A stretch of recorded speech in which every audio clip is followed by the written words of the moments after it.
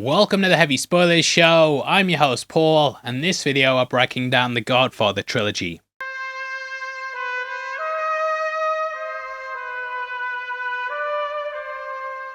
Francis Ford Coppola changed cinema with his original two movies, and in this video we're going to look back at them all. This will contain all the hidden details and making of trivia that went into making these movies a masterpiece. Well, the first two, we will of course be covering Godfather Part III as well, and discussing the behind the scenes things that derail that entire movie. So accept this offer you can't refuse, and come with us as we break it all down. Based off the book of the same name, this work chronicled the history of the 5 families in New York. The book takes a lot of focus on the character Johnny Fontane, who we of course meet in the movie. Based on Frank Sinatra, this hinted towards the singer's rise through Hollywood being handled by the mob. Getting the part in From Here to Eternity, the singer actually ended up winning an Oscar for his role in the film. The gossip train said this is because of, let's say, some input from his friends, and over the years people have argued whether that's the case or not. Sinatra was pretty annoyed by the story being an allegory for this, and apparently almost got into fisticuffs with its author Mario Puzo. Frankie Goes to Hollywood, they even got their band name from headlines at the time, with there always being an undercurrent that he was married to the mob. So that's what a lot of the attention was on at the time, but what I admire about Coppola is that his adaptation relegates it to a minor thing. Instead, what Coppola crafted was a story about family, with there being a heavy focus on a father and a son. Even the title Godfather can refer to Vito, or you could see it as really being about Michael. At the end, he becomes godfather to his sister's daughter, and thus it can definitely be read that way too. A godfather is of course a fatherly figure, and we watch as the son, desperate to stay away from his father, just ends up becoming him. This is seen in a number of different ways, with him sitting in his dad's office at the end, being worshipped as a god, father. However, there's also a physical transformation as well, with there being intentional makeup tricks that the creative team apply. Michael ends up getting punched in the face, and this swells his cheek up for a lot of the movie. For this, Pacino stuffed paper balls in his mouth, which is also something that Brando did as well. Slowly, Pacino started speaking more like him, and it's an incredible transformation that we see happen in the film. It's a brilliant journey, and that ending's always stuck with me as well, as we watch his wife Kay shut out, realizing she's being lied to. Now, the movie starts off at a wedding with him being honest and open, and here he's telling her about the family business. It's my family, Kay. It's not me. At the end though, he's lying to her and completely shutting her out, which shows a complete 180. I also feel like, hey, she wants to be lied to as well, and Michael says he'll tell her this one time about the business. He lies to her, and she definitely realizes, but there's a feeling like she doesn't want to accept it.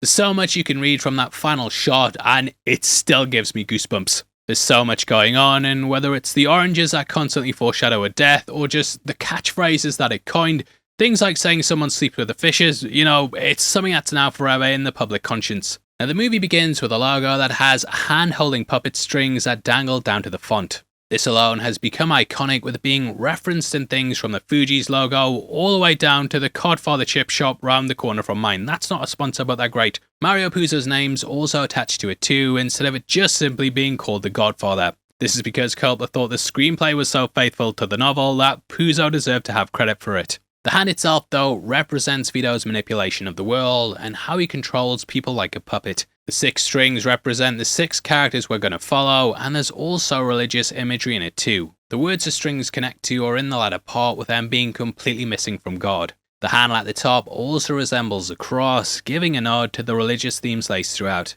Godfather, of course, also starts with the word God, but beyond that, there's also lots of religious ceremonies in the movie. We begin at a wedding and then have a funeral before lastly closing out on a baptism. However, the imagery and idea of faith is seen from the off right in this opening scene.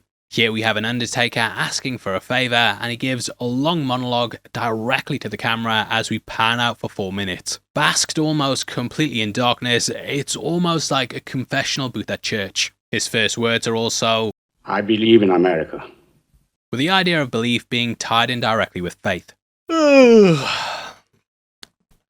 Now, I don't want to spend the entire video talking about every single thing that's referenced to Godfather, because we're going to be here all day, but off the back of this, I just had to talk about one of my favourite graphic novels ever. That is The Long Halloween, which wears its influences on its sleeve.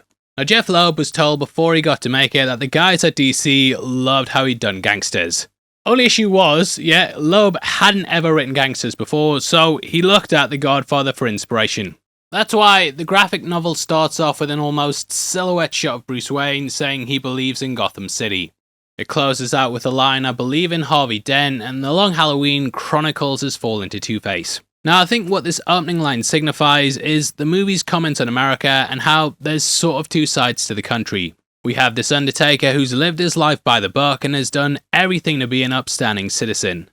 He's someone who's embraced the American dream and thought of the country as being a shining beacon of good. However, this introduction has a slow pan out from the darkness, and we then go into the darker side represented in the Don. It shows that though we can try and be idealistic, there's always things that unfortunately people have to do that might seem shady. Now the movie is of course a period piece, but Coppola wanted to still have this timeless feel. America was going through a real period of self-reflection during the 70s, and the Now Playing podcast discussed this perfectly. They brought up how the 40s were seen as birthing the greatest generation due to their efforts in the war. We just seen good conquer evil, with America leading the charge. The government was seen as something you could trust and who you'd fly into battle for. However, by the 70s, JFK had been assassinated, with the CIA's involvement being suspected. The Vietnam War was heavily criticised, and the Watergate scandal had just recently happened. Huge shoutouts to Now Playing again for bringing that up, and definitely check out their podcast for some brilliant reviews on movies. Now this to me is showing that the mob and government aren't really that different, and later Michael even explains to Kay about how senators have people killed. Senators and presidents don't have men killed. Who's being naive, Kay? Now here we have a man who's an upstanding citizen, but he now has to go to the mob in order to get justice. Now there's also the fact that Vito sees himself as a good man too, because he classes himself as a businessman. Even though he'll have people killed, he says he's not a murderer. Not murdering, in spite of what this Undertaker said. That shows he sees the true face of America and doesn't really see any difference in himself. That doesn't mean the creative team had it easy though, and the mafia ended up being a little disruptive, we'll say. The producer's car was shut up, and the creative team got sent death threats, leading to a meeting, well, according to the legends. It was here they said they'd never use the word mafia in the film, and would also help to show them in a new light. Now this use of the word mafia, it doesn't happen in the film, and it's something that Marvel also had to deal with, which is why they refer to the group as the Magia. They'll never know, mate. They'll never know, Stan. You've got away with it, the Magia. Here though, you have fully fleshed out characters who live by a code, and it also helps to glamorize the life. You can see the appeal and why people would want it, which really changed public perception. The Don gets offended because the Undertaker goes to him asking for him to whack someone, and it shows that they're not all bad guys. Look, he even has a small cat on his lap, which it turns out was a stray from off the street. Coppola grabbed it and put it on Brando's lap, with it helping to soften the character. However, there's still this shady thing going on, which we see represented in the lighting. This was purposely put in by the legendary cinematographer Gordon Willis, who deliberately made every scene as dark as possible. This was to show how shady the Corleones were, and to highlight that they also worked in the shadows. Now, a big thing about this movie that people constantly point out is how the colour orange constantly foreshadows a death. Vito gets gunned down when he's buying oranges, and he later puts peels in his mouth. This is in the scene in which the character dies, with the former being when he had a brush with death. Sonny passes in front of a billboard for orange juice just before he's killed, and when he beats Carlo up, his shirt has orange on it. During the sit down with the Dons, an orange is also in front of all of them, and at the end, Michael has them all killed. Clemenza at the wedding asks for more wine, and Paulie gives him a pitcher that has oranges in it. Tercio too grabs an orange, and he's killed come the end of the film. Now this was later referenced in The Sopranos when Tony held a bottle of orange juice when a hit was made on his life. So you can see why people would assume this was a big thing, but Gordon Willis has since cleared it up. He said that the footage was just a bit drab, so they had pops of colour in it to help brighten it up. Still though, I like how it adds something to the scenes and stands out as something bright amongst all this darkness. Now Vito was apparently modelled on Joe Profazzi and Vito Genovese. We'll talk about the former more in just a bit, but the latter was supposed to be a very ruthless crime lord. Vito is visited by several people who request favours, and they all end up turning up later on. The Undertaker is who prepares Sonny's body for the funeral, showing that the Don went through on this request. We found out that his daughter was badly beaten and disfigured, perhaps reflecting the fate his son would have and how he'd have to be fixed up. We also have the baker who says his daughter's boyfriend's being deported, and he wants Vito to have him remain in the country. That is Enzo. I am Enzo, the baker. who Michael later stands with at the hospital to make sure Vito's got mob hoods protecting him. The only reason he was there because he was thanking the Don, showing that he can even stop people from being taken out of the country. There's also Johnny Fontane, who gets a role in the film due to the Don. He's later signed to sing at Michael's casino, and again, this is no way, in any way, related to Frank Sinatra. Originally, Coppola wanted to have singular scenes introducing the characters, but instead he staged it all at a wedding. This allowed us to quickly meet the family, and I think that's what makes the movie so relatable. Now Playing brought up something I completely agree with, and that is how the family structure works. We all have family members who are aligned with those we meet and can see our own lives in all of the characters. We've all got that hothead in Sonny and the wheezy little shit like what we get in Fredo. Looking at you, Uncle Tony. There's Connie, played by Talia Shire, who's Coppola's real-life sister. There's the adopted kid who you kind of want to take under your wing, and that's Tom Hagen. Lastly is Michael, who's kind of the black sheep that doesn't really want to be part of the family. This is seen immediately at the wedding, and every aspect of him shows that he's an outsider. He shows up late, sits away from them, doesn't jump in the family photos, and also wears a military uniform. His girlfriend Kay's blonde and a complete outsider who he's clearly never told about his family. I also have a theory time. That he can't really speak Italian. You see, at the restaurant, he kind of zones out when he's being spoken to, and I don't feel like he knows what's being said. When he goes to propose in Sicily, he also gets his friend to translate it. Might be wrong, but I think this shows further distance from them and cements that he didn't see a future with them. The movie is about him finally embracing them and also accepting his legacy. Now, as he dances at the 12-minute mark, we also get a good look at his medals. According to IMDb trivia, these include the Silver Star and also the Purple Heart. During Part 2, he tells Congress he was awarded the Navy Cross, but you can't see it here. However, this was such a prestigious medal that it took time for approval, which explains why he didn't wear it. According to the wiki, they were rushed when shooting and had to film the scenes with Michael and Kay at night. You wouldn't be able to tell it though, and they rigged up a ton of lights to make it seem like daytime. Al and Diane apparently got mortal on the set and thought it was going to be the worst movie ever made. This entire scene has ties with real life too, with IMDb trivia breaking down the inspiration. Modeled after a real-life mob wedding, this was between Salvatore Bonanno to Rosalie Profazzi. She was the niece of Joseph Profazzi, and it went down in August 1956. Attended by all the major mob bosses, Tony Bennett also performed at the event.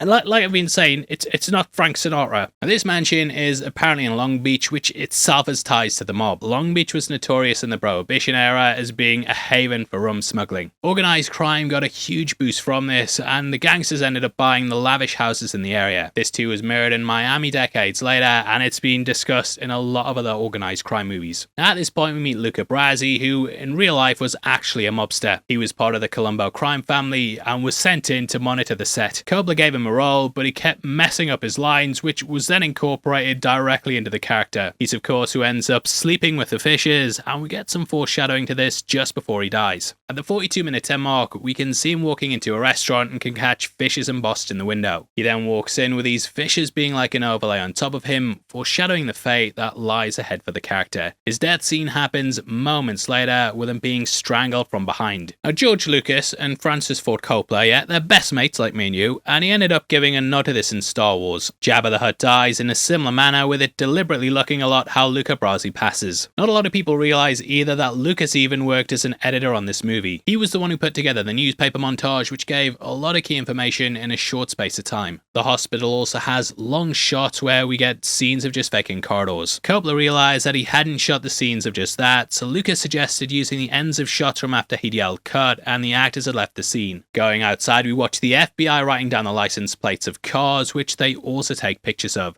Sonny ends up smashing one of the cameras like the like button, which was apparently improvised by Con, along with him throwing money on the floor. We see how important this privacy is at the 10-minute mark, as the heads don't take too kindly to having their photographs taken. At the 16-minute mark, we also see Sonny's girlfriend talking about how big the guy's dick is. While this is going on, he's taking another woman to the bathroom, who turns out to be the mother of Andy Garcia's character in Godfather Part III. That is, the character being conceived, which yeah, I told you we got all the hidden details. Zoom in and you can see it happening. However, the big dick thing actually plays a bigger part in the book, and we have a section where a woman talks about just how massive it is. She says she misses Sonny and gets surgery to have her vajayjay tightened up again, and then ends up having sex with the surgeon. Bit of trivia for you there, guys. And the name Sonny was actually coined by Mario Puzo, who learned it was a nickname given to Al Capone's son. As the song plays out during the 16-minute mark, we also cut to a man who puts his hands around two girls. This is Louise Prima, who recorded the song C'est la Muna Mesa Mère, which the characters are currently singing on stage. Watch out for those dentures as well, mate. Caught them falling out at 17 minutes 14. I caught you. Now, but this celebration really adds a lot of light to the film, and it's difficult to not get swept up in the attraction of the mob. Kind of works as a metaphor for the glitz and glamour going out in the front, but in the back they're dealing with lots of shady business.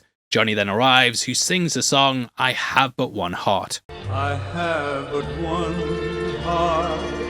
Now, Coppola apparently wanted Vic Damone in this role, and he told him that he got the part. However, Al Martino was cast as the singer because apparently he'd used his organised crime connections to get it. This is of course what he's trying to get Vito to do for him, and he's definitely not Frank Sinatra. Now, in a twist of irony, Damone ended up having a hit singing I Have But One Heart, which is also what Johnny sings in this moment. Going into the office, Vito ends up smacking him, which apparently wasn't in the script. Al Martino's confusion, that's supposed to be genuine, with James Caan saying he didn't know whether to laugh or cry. Love seeing Robert Duvall just sat there laughing, and it's such a funny scene. Now, I couldn't believe when I paused the film that this is almost at the half-hour mark because the opening scene just flies by. Dancing with his daughter Connie, we end the scene, and then we join Tom as he flies out to Hollywood. We see the Chinese theatre, and it's here that we also meet Mogul Jack Waltz. Based on several Hollywood execs, he was a combination of Louis B. Mayer and Jack L. Warner of the infamous Warner Brothers. They of course put a horse head in his bed, and worst thing is, they didn't even Warner Brother. Shabow! Mayer was the head of MGM Studios, and apparently he was a great lover of horse racing. However, there were rumours that his racing partner got involved with the mafia and fixed a race, which led to him stepping away from it. The scenes on the lot actually belonged to Paramount, with them saving on the budget by just shooting it there. The mansion they use in the movie also belonged to William Randolph Hearst, who helped to form the basis of Charles Foster Kane. Inside the stables, we see Walter Scott uniformed policemen, which helps to cement how powerful that he is. However, this in turn helps to amplify the Don, as it shows he's able to control the police. Now, having dinner at his home, we can catch a big pile of oranges in the middle. Kinda gutted they debunked it having meaning, cause Easter egg hunters like me,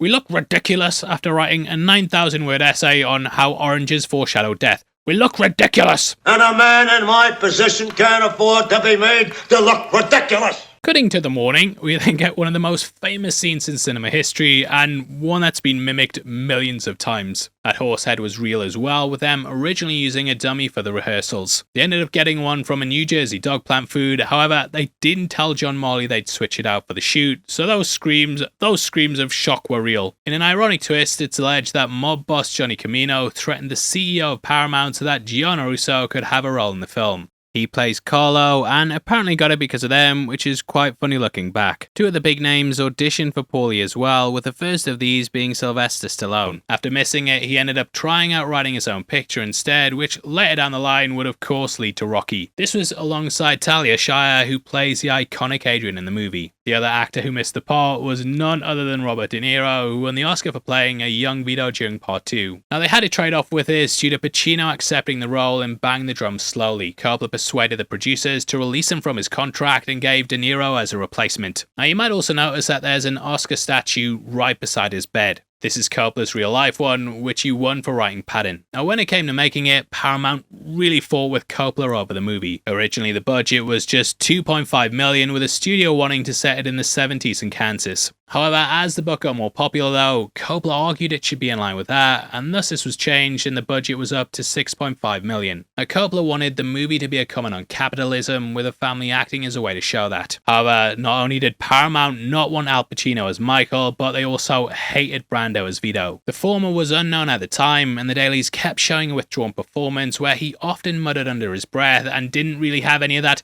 let's say, Dunkachino energy he'd be known for in his later career. They constantly tried to force Coppola to fire him, and it was only after seeing the restaurant scene that they thought he could pull it off. Coppola knew that a Sicilian had to be in the role to add some authenticity, and thus he fought tooth and nail so Pacino could stay. Paramount originally wanted Burt Reynolds to play the part, but Brando threatened to quit if they hired him instead. If you've seen our Apocalypse Now video, then you'll know we did a big segment discussing a rant Brando did on set about Burt, and this is all up on YouTube if you want to check it out. out. Brando himself had kinda hit a slump and he was known as being problematic and difficult to work with. Even on the set for this, he used to make other actors wear his lines and they said they couldn't understand what he was saying and wanted him to get whacked. However, Brando put up $1 million bond that he wouldn't cause problems, and in the end the shoot went off without a hitch. Pretty crazy looking back how iconic these performances are, with Brando really stealing the show. I was someone who always thought he was just an old guy like Max von Sydow in The Exorcist. However, just like Sydow, Brando wasn't that old and they aged him up with makeup for the movie. Brando was only 47 at the time, but he really managed to pull off this elderly mobster. He wanted to make himself look like a bulldog, so he wore a mouthpiece and really went method with it. Frank Sinatra, yes, Frank Sinatra, who in no way is connected to the book,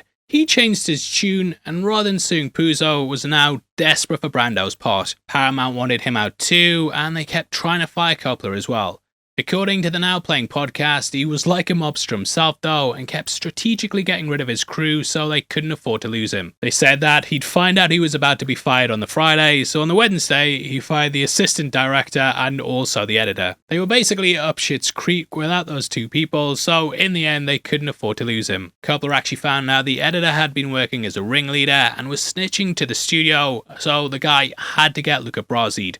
Employment-wise. Now once Paramount saw the way it was going, they laid off, with Brando also fighting for the director. Coppola then got the Oscar for writing Patton 3 weeks into production, and that's when they let him do what he needed to. This movie is kind of like his own rise to power, and he had to be ruthless to make sure he got on top. Now as we fade out from Waltz, we cut to Vito in his chair. I love the fade between the two images, as it implies the idea that he's everywhere and almost like a god. Here Corleone is hearing about Tolozzo, and we then cut to an establishing shot of a Genko store. This is picked up, again in part 2, as we learn that it's the name of Vito's olive oil company. We also see a tin for a split second on screen at the 39:52 mark, and we were supposed to see more of its operation. Originally, we were going to get this expanded upon, and we then cut to a scene with a switchboard operator. The person behind the desk was going to be played by Coppola's mother Italia, but they ended up removing the scene from the film. Now, it's clear that Vito doesn't want to get wrapped up in the drugs that the kids clearly do. At the meeting, Sonny interrupts him and tries to talk his dad into it, which Vito later scolds him for. Never tell anybody outside the family what you're thinking again. This is important, as Tolozzo seeing this is what makes him realize that he now has an in. If he takes Vito out, Sonny will likely still want to go ahead, and the two can then work together. Now, you have two sides to it, and to be honest, I always kind of thought Vito was stupid for turning Tolozzo down. However, he'd get proven right, as drugs eventually brought them lots of attention. Vito correctly says the politicians in his pocket, they wouldn't be very happy if he moved up from gambling to narcotics. This happened as well in real life, with them turning against the families and going against them due to their involvement in drugs. In real life, Vito Genovese fell due to them too, with them being convicted of possessing them in 1959. All the other stuff had been overlooked, but it was with this that it really sunk their businesses. I'm over here like spoils Capone, but I feel like this is also Coppola's major comment on capitalism. The movie really goes into how business models and structures change, and this forces companies to constantly have to adapt. The Now Playing podcast brought up how that forces you to keep up with the times, and how pressure put on the family brings out dark results. Capitalism is something you constantly need to keep up with, and we see this in every aspect of society. You know, Ubers replace taxis, Amazon replace stores, takeaways replace restaurants, YouTubers replace TV, TikTokers replace YouTubers, and you have all these markets that bring in different competition. Now Playing really touched upon this using those examples, and basically said this is a universal message about young kids seeing a future in the market and wanting them to do it, but the older guys just don't. I'll never forget how Blockbuster could have bought Netflix, but the former didn't see the potential. Netflix ended up expanding and completely wiped Blockbuster out the market. It's a similar thing here, and I think Tolozzo sees an in through working with Sonny instead. The Don then hires Luca Brasi as a spy, and we see him donning a bulletproof vest. This is what the fish later arrives in, signaling their boy's been killed. Also, love the little glance that Italia gives, and there's a couple of moments like this throughout the movie where silent signals are given that we'll talk about later on. Luca and Don are the only ones they end up hitting, and this is for a specific reason. The Don runs it, and though they think Sonny's a bit of a hothead, they know eventually that he can be talked around. As for Luca though, Hagen says that he's the one who won't stop, and thus they had to take him out quickly. It's also important to bear in mind that having Sonny in charge helps the other families. He's impulsive and doesn't think things through, which could eventually lead to them collapsing. Having a bad leader in charge, that could dismantle them from within, and so Michael kinda saves them in the end. We then see as Michael and Kay go Christmas shopping, and also see as the Don goes to the street. As he buys oranges, we can also catch a boxing poster with one of them being Jake LaMotta. This is who De Niro played in Raging Bull, and he was a massively important figure at the time. Now when the Don is hit, we get an overhead shot of him falling against the car. Willis wanted to have every scene in the movie resembling someone's perspective, and almost like they were looking through someone's eyes. The reason why we get an overhead one here is that it's supposed to be God's point of view as he looks down and casts out judgment. Also, really just shows how much of a screw that Fredo is as he fails to save his father. This is something that's expanded upon in the book, with it describing him as a sickly child due to his pneumonia. This is a plot thread that's picked up in Part 2, with this building a jealous rage within the character. Played by John Cazale, he was cast after being spotted on an off-Broadway play called Life. Cazale was an incredible actor whose time was unfortunately cut short due to him dying of lung cancer. However, in his time as a movie star, he had an amazing run, with him making 5 films over the space of 7 years. All 5 of these were nominated for Best Picture, securing his legacy as what's probably the most perfect run in Hollywood. Now after this, we cut to Michael and Kay learning of Vito being shot. This is a really defining moment for the character, with it making him realize he needs to be there for the family. Sonny asks him where he's been, and there's a subtle thing we learn throughout the next couple of scenes. You see, Michael lied and said that he was away when really he wasn't. He was just lying about where he was so he didn't have to spend time with the family, but this is what makes him realize that he has to go back. We then see Hagen's holed up in an abandoned diner, with a production team finding this while location scouting. When they ended up shooting it, it was in the middle of a snowstorm, so that one we see when they exit, it's all completely real. Returning home, we then see Michael walk into a room and can catch Paulie to the right. You might notice there's a tissue in his hand, and this is because he's pretending to be sick. He was supposed to pick up the Don, but he didn't show up, which allowed the hit to go ahead. Now, I wasn't sure whether it was actually Paulie or not behind it, as we do know there are other traitors in the family. So I looked at the book, where it helps to spell things out a lot clearer, in that Sonny infiltrates the phone company and he finds a way to trace Paulie's calls. This is how he ends up learning that he's been in contact with the other heads and has secretly been working alongside them. In the movie though, we also get a hint at the wedding when we see Paulie looking at the wedding gifts. 20, 30 grand in that little silk purse. Come on, if this was somebody else's wedding, sfortunato. Now this clearly highlights he's thinking about money, and even though he's joking about stealing it, it clearly crosses his mind. It's the kind of person that Salazzo would look for, as he's someone who can be twisted against the family. Boiled down to its basics though, Paulie was supposed to protect the Don, and he of course failed in doing this. It's gross negligence, but the Mafia, they don't deal in firings. Well, firings like that, but they do some firings. So Sonny had to make an example to show that he wasn't messing around, and this wouldn't be tolerated. The bulletproof vest is also brought in as a message by Tessio, foreshadowing that he's also a traitor. Now at Clemenza's we hear, "Don't forget the cannoli," which later gets brought up with this. Leave the gun.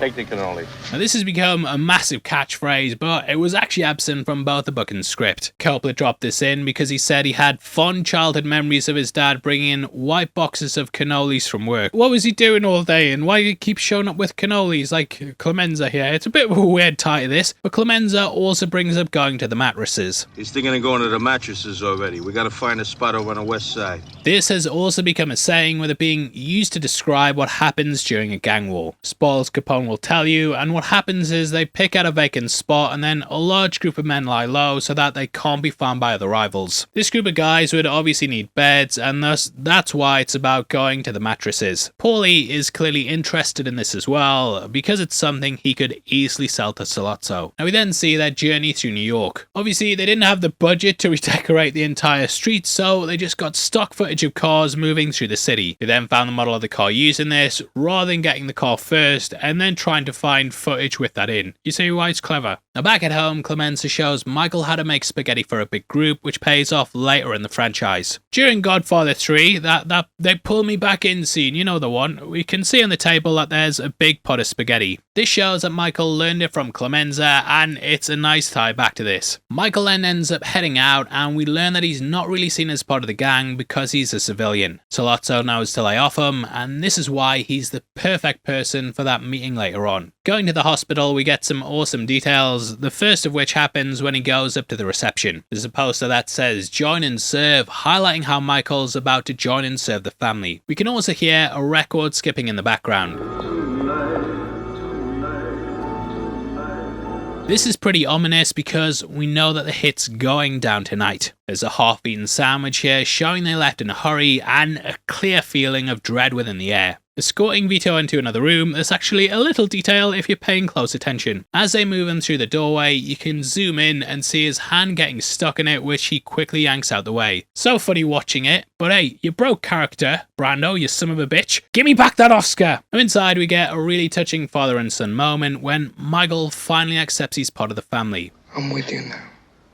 Tears roll down the Don's face as he sees his sons finally part of them and willing to protect his dad and keep the family safe. I think it's the first time that Michael actually speaks directly to his dad in the entire movie, and it's about him embracing the person he'd cast out on what could be his deathbed. And at this point, Enzo arrives.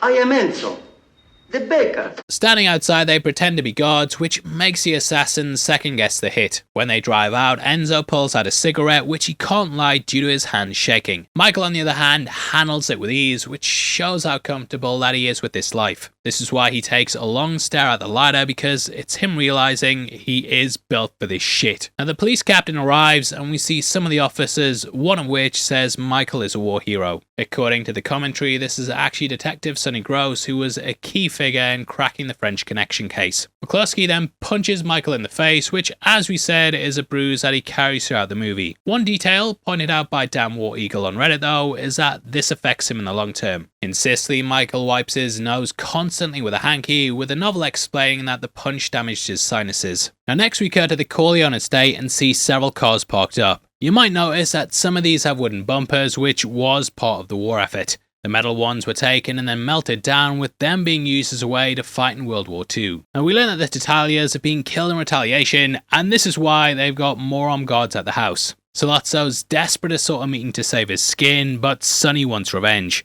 Hagen tries to convince him it should be business and not personal, but Michael sides with Sonny and they decide to take him down. I love how, as he suggests this, we pan to him in a chair in which he starts going through the plan. The way he sits, it just foreshadows the future, and it's clear that he's the person who can become the Godfather.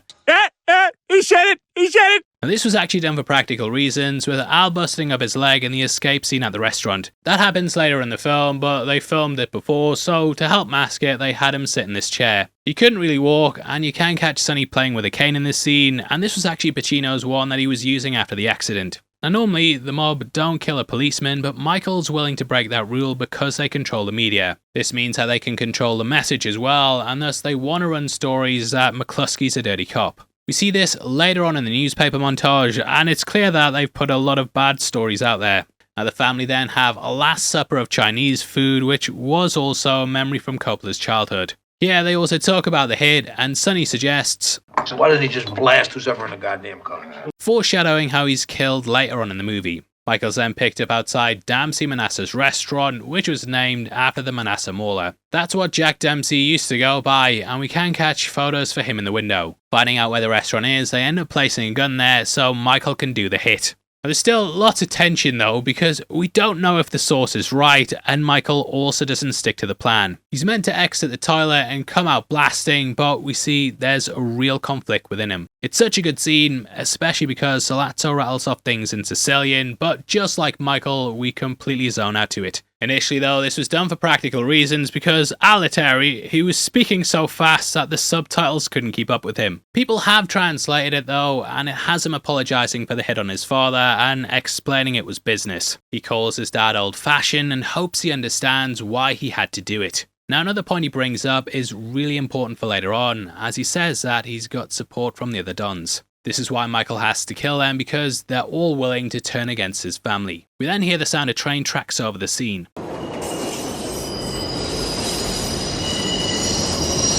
This is something the Coen brothers used when Sugar killed the officer in No Country for Old Men, and I wondered if that was a little nod to this. There it signified how fate was like a locomotion and something that steamed ahead, unable to be diverted. That's kind of what I feel this moment's doing too, and it's such an iconic way to help create tension. Michael then kills them both, with McCluskey's death being done through a fake forehead, with a little gap in the middle of it. This was covered with a cap and then pulled off, which allowed the blood to pour from it. Escaping it, he just remembers to drop the gun, which is a great character moment. It shows he's not as finessed as he'd later become and is kinda still making hesitations. Now at this point, we were originally going to get an intermission due to its 3-hour length. However, on the restoration, Coppola said they decided to drop it, but I actually think it would have worked pacing wise. We then pick up with a newspaper montage which kind of chronicles what's been going on. You might notice that there's a headline that says hospital fund reaches its goal, and this was the same one that helped to save Vito. It shows that they were rewarded, and it's a great little detail. Amongst this montage, we can also catch a piano player with Coppola's dad Carmine playing this role. We also see the characters lying low with a lot on mattresses, calling back to Sonny's comments before. Vito's then returned home, and we then see the Don being carried up the stairs. As a prank, Brando put weights in the bed, and he took great joy in watching the actors struggle to lift him up. You son of a bitch. And we then learn Fredo's being sent out to Vegas, which he begrudgingly seems to be excited for. I'm going to learn the casino business. Yeah. This again foreshadows what's to come, with his hatred of being pushed out being formed here. At the dinner table, we then see the threads of something else, with Carlo telling Connie to shut up. And Sonny tells him not to speak to his sister like that, and it's Carlo beating her that eventually draws him out. From here we cut across to Michael, who's touring Europe before it became a 3-star resort for British people. Going to Corleone, we find out that most of the men there were killed by vendettas, and thus Michael is sort of the most eligible bachelor. We then get a scene in which he walks across the town square, which is later repeated in Part 2. That happens when a young Vito leaves Corleone, whereas here we're watching his son enter. One's leaving the life while the other's trying to form one, and it's at this point Michael crosses eyes with Apollonia. Meeting with her father, they also make sure they take away his guns first, and this is so he can't react badly to the proposal. Kay who? Now Michael hits it off with her, and we have a moment where she stumbles into him. The book explains this as her doing it on purpose so that she could be closer to him. However, the pair are doomed lovers, with Apollonia being taken out by assassins. Fabrizio ends up betraying him, and he puts explosives in their car. In the book, we learn Apollonia was pregnant, with this being a double blow to Michael. Originally, there was going to be an extra scene in which we'd learn that Fabrizio had moved to America. There he'd opened up a pizza parlor, which is where Michael tracked him down, killing him with a shotgun. This was cut in the end because there was so much fake blood that it just looked ridiculous. However, there are still shots online of Michael with a shotgun, which can be seen on Google or right here in the video. Now back in America, Sonny discovers Carlo's beating up Connie, hitting him in the streets. Huge shout out to No Respect Rodney on Reddit for pointing out that you can catch a young Frank Severo watching this play out. Frank would go on to feature in another classic gangster film, with him also appearing in Goodfellas. As Carlo wraps his hand around the railing, we can also see a poster that says Thomas Dewey. Dewey was a notorious figure in Scary Movie. Cut that. Dewey was a notorious figure who pursued gangsters in New York, with him being the governor in 1942. Now we get a moment that showcases Carlo was likely involved in the hit as Sonny kicks him in the face. When Sonny's killed, one of the assassins makes sure to do it to him. We see as Kay then goes out to the mansion and can catch a damaged car behind her. She asks what it is, but Tom just plays off it's an accident. Kay seems to accept this, which also plays into her character. She clearly has a part of her that wants to get lied to and will accept things as they seem, just like that final shot. Now we cut to Connie receiving a phone call from a very mysterious woman. Obviously meant to make her suspect an affair, which makes her smash the house up like the like button. However, Talia actually did the voice on the other end of the phone, so she's like talking to herself. Either way, it draws Sonny out and he speeds off to Carlo. Caught at the booth, we then see a sign that says toll paid, signifying the debt's finally been rectified. Now this death scene was inspired by Bonnie and Clyde, with it being a horrendous overkill on the character. Rigged up, costing $100,000, this was the most expensive scene in the movie. They put up a giant billboard to hide a modern skyscraper in the back and had over 140 squibs set up on con. There were 200 holes drilled into the car, with that also being filled with squibs as well. According to IMDb Trivia, the text said they'd never done that many on one person before, and James Caan was obviously pretty nervous. They joke that they could cut some of his scenes that they hadn't filmed yet, and yeah, even that, it didn't go down too well. Everything had to be shot in one take, with there being several different cameras set up to help capture this moment. It's a devastating scene that ends the character, but it also brought us another great meme. Look how they massacred my boy. Now, if you love the classics, then definitely head over to our partners at Arrow Video. Doing a big 50% sale on at the moment for Easter. I picked up the Chucky collection. These films are absolutely great. Got loads of cool covers with them. Spot on collection that for me. Yeah, and they're doing a big Easter sale, but on top of that, an offer you can't refuse. 10% off if you use the code HEAVYSPOILERS at checkout. Just click my link in the description and use the code HEAVYSPOILERS at checkout and you're going to get an extra 10% off their massive sale. Shabow! From here, we cut to the 5 families and hear how Vito's voice is struggling. According to IMDb Trivia, this was based on real-life mobster Frank Costello. Brando saw him at some hearings during 1951 and he then used this as a basis to develop his husky whisper. Eventually, a truce is agreed to and the narcotics will be kept away from schools and children. Vito also arranges for Michael to return and threatens that if anything happens to him, he'll blame the people in the room. You might also notice that Vito's eyes are dark during this, and it was a stylistic choice that they made throughout the movie. Gordon Willis had it so that whenever he was conducting business, they'd light it so that his eyes seemed darker. This again carried on this shady aesthetic and let the audience know they were working in the dark. Now back in the car, Vito correctly guesses that it was actually Barzini who was behind the power charge. You might be wondering how he figured it out, but there are a couple of little clues. Firstly, all the heads basically let him lead the meeting, showing that they knew he was the one in charge. He's also the one who's desperate to make sure they make a truce, whereas the other heads don't really care. He's the one after the politicians in Vito's pocket, and it becomes obvious when you look at how the meeting goes. Now from here we cut to a school to see Kay coming out. Waiting for her is Michael again, showing how the mob may overstep the line and go close to schools. Michael ends up proposing to Kay, and he then kicks Tom out. This is due to him not being a wartime consigliere, and originally they had a bigger role for him in the sequels, but Duval sort of, ended up stepping back and thus they couldn't do what they wanted with that. I will talk about that later down the line, but he was burned by this and gonna sort of become an antagonist in the Godfather Part III. Again, we will be breaking them all down, so subscribe! At this point, Michael flies out to Vegas and he meets with Fredo and also Mo Green. Fredo throws a big surprise party for him, but Michael ends up kicking all the girls out to do business.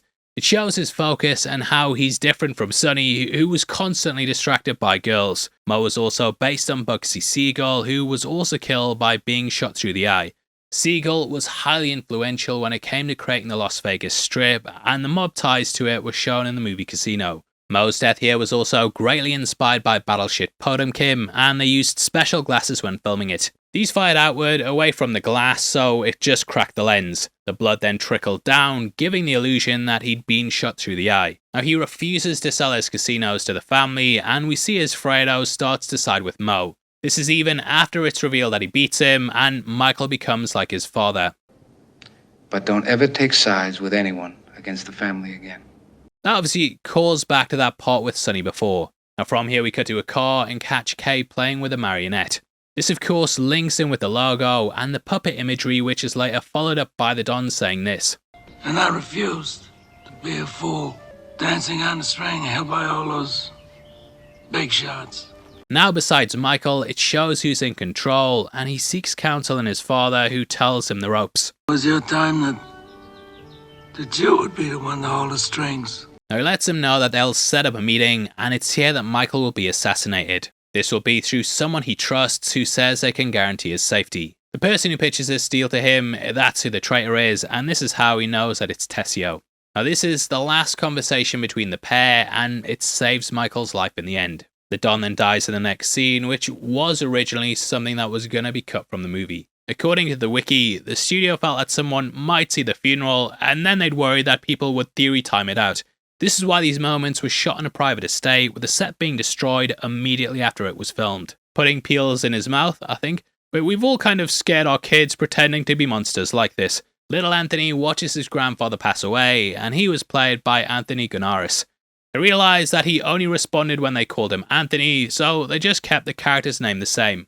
Reminds me a bit of that part in Extras when Keith Chegwin his character has to be called Keith. Niche reference that, but moving on.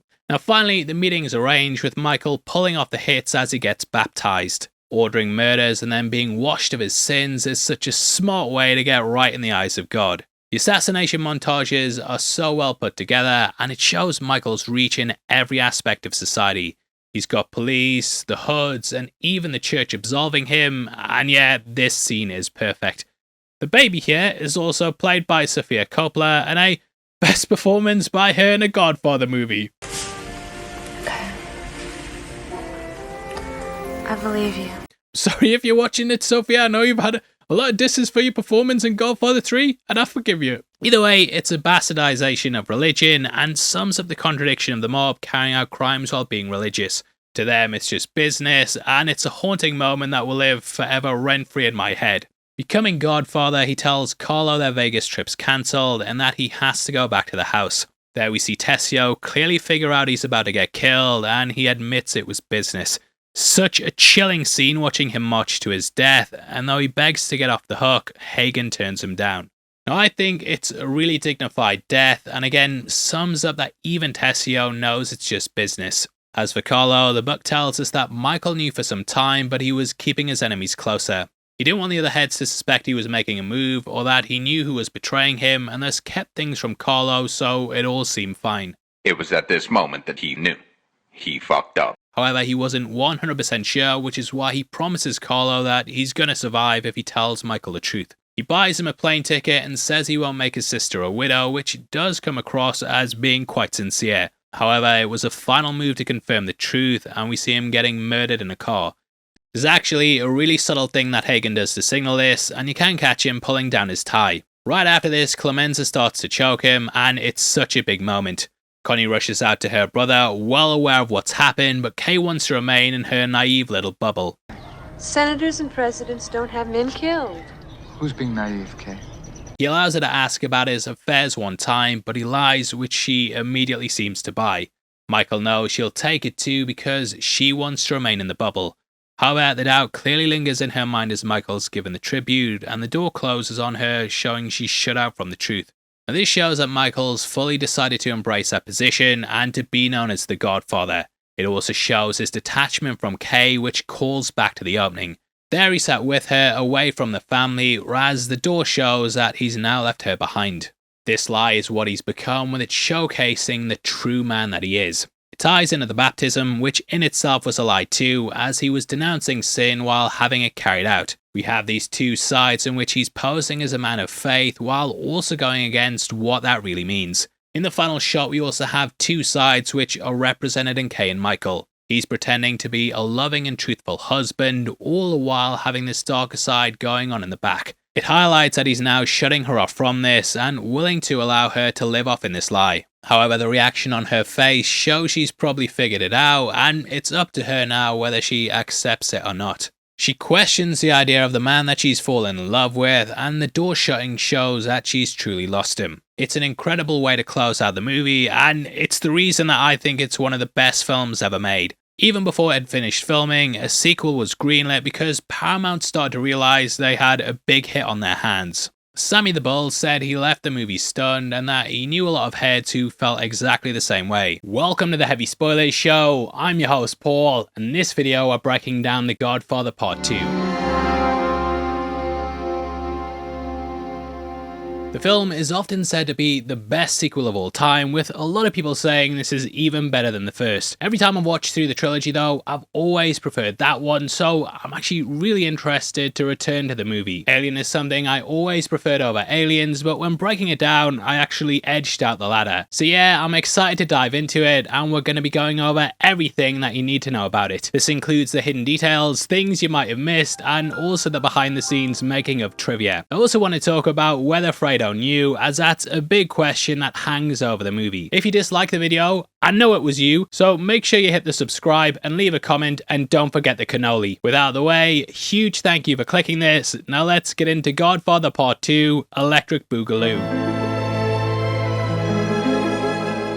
Now, Part 2 was released just 2 years after the phenomenon that was the first film. This was due to some foresight by the studio, who had realised quite quickly they had a hit on their hands. Greenlit before that even finished filming, The Godfather went on to be the highest grossing movie of all time. It gained several Academy Awards, including Best Picture and Best Actor for Brando. Godfather could definitely be seen as opening the door for the blockbusters, and it showed that cinema could once more be a big moneymaker. The 60s had overly inflated budgets that led to bombs, and it kind of feels like history history may be repeating itself now. The 70s, they turned it all around though, with The Godfather sort of leading the charge. Followed shortly by The Exorcist, Jaws, and then Star Wars, this was a golden era for cinema. Puzo got to work very quickly on the story, and it was initially titled The Death of Michael Corleone. This is a title that would later be used for the Part 3 coda, and we'll of course also be covering that too. I'm actually interested to see if I like that one as well, because every time I watched it, I have felt like it's better than people give it credit for. Still though, The Death of Michael Corleone, that gives a thematic idea of the direction they wanted to go. Part 2 was supposed to mirror Part 1, and while that showed the rise of the family, this would show the fall. At the end, we leave Michael by himself, which reflects where he was at the start of Part 1. He was an outsider who'd ostracized himself, and he'd once more been left on his own. Kay left him, his brother's dead, and he's left contemplating his losses as we close out the movie. Now, one of the most unique things about the film is that it's also a prequel to, and we watch the origins of Vito Corleone. Played masterfully by Robert De Niro, we see major parts of his life and learn why he became the Don. He does something incredibly subtle with his performance, and even fleshes out certain mannerisms that Brando had in Part 1. In that, we saw Vito at the wedding clearly feeling like he was being disrespected. This is something he says in the dialogue, and we also see as he caresses his cheek. In Part 2, Vito's cheek gets pinched by Fanucci, and he sees it as a sign of disrespect. Vito begins wiping his cheek, and throughout the film, he does it at 2 hours 13. It's an incredible detail that shows why De Niro completely nailed it, and explains why he'd go on to get the Oscar. John Cazale also had little things done to him too, with him being done up to look more similar to Vito. This includes slicking back his hair, along with the pencil mustache that the character has. Now, the thing that everyone remembers about this movie is that Fredo betrays his brother and Michael has him killed. Though he admits to being a part of it, many people still wonder if he wanted Michael dead. Fredo says, "I was kept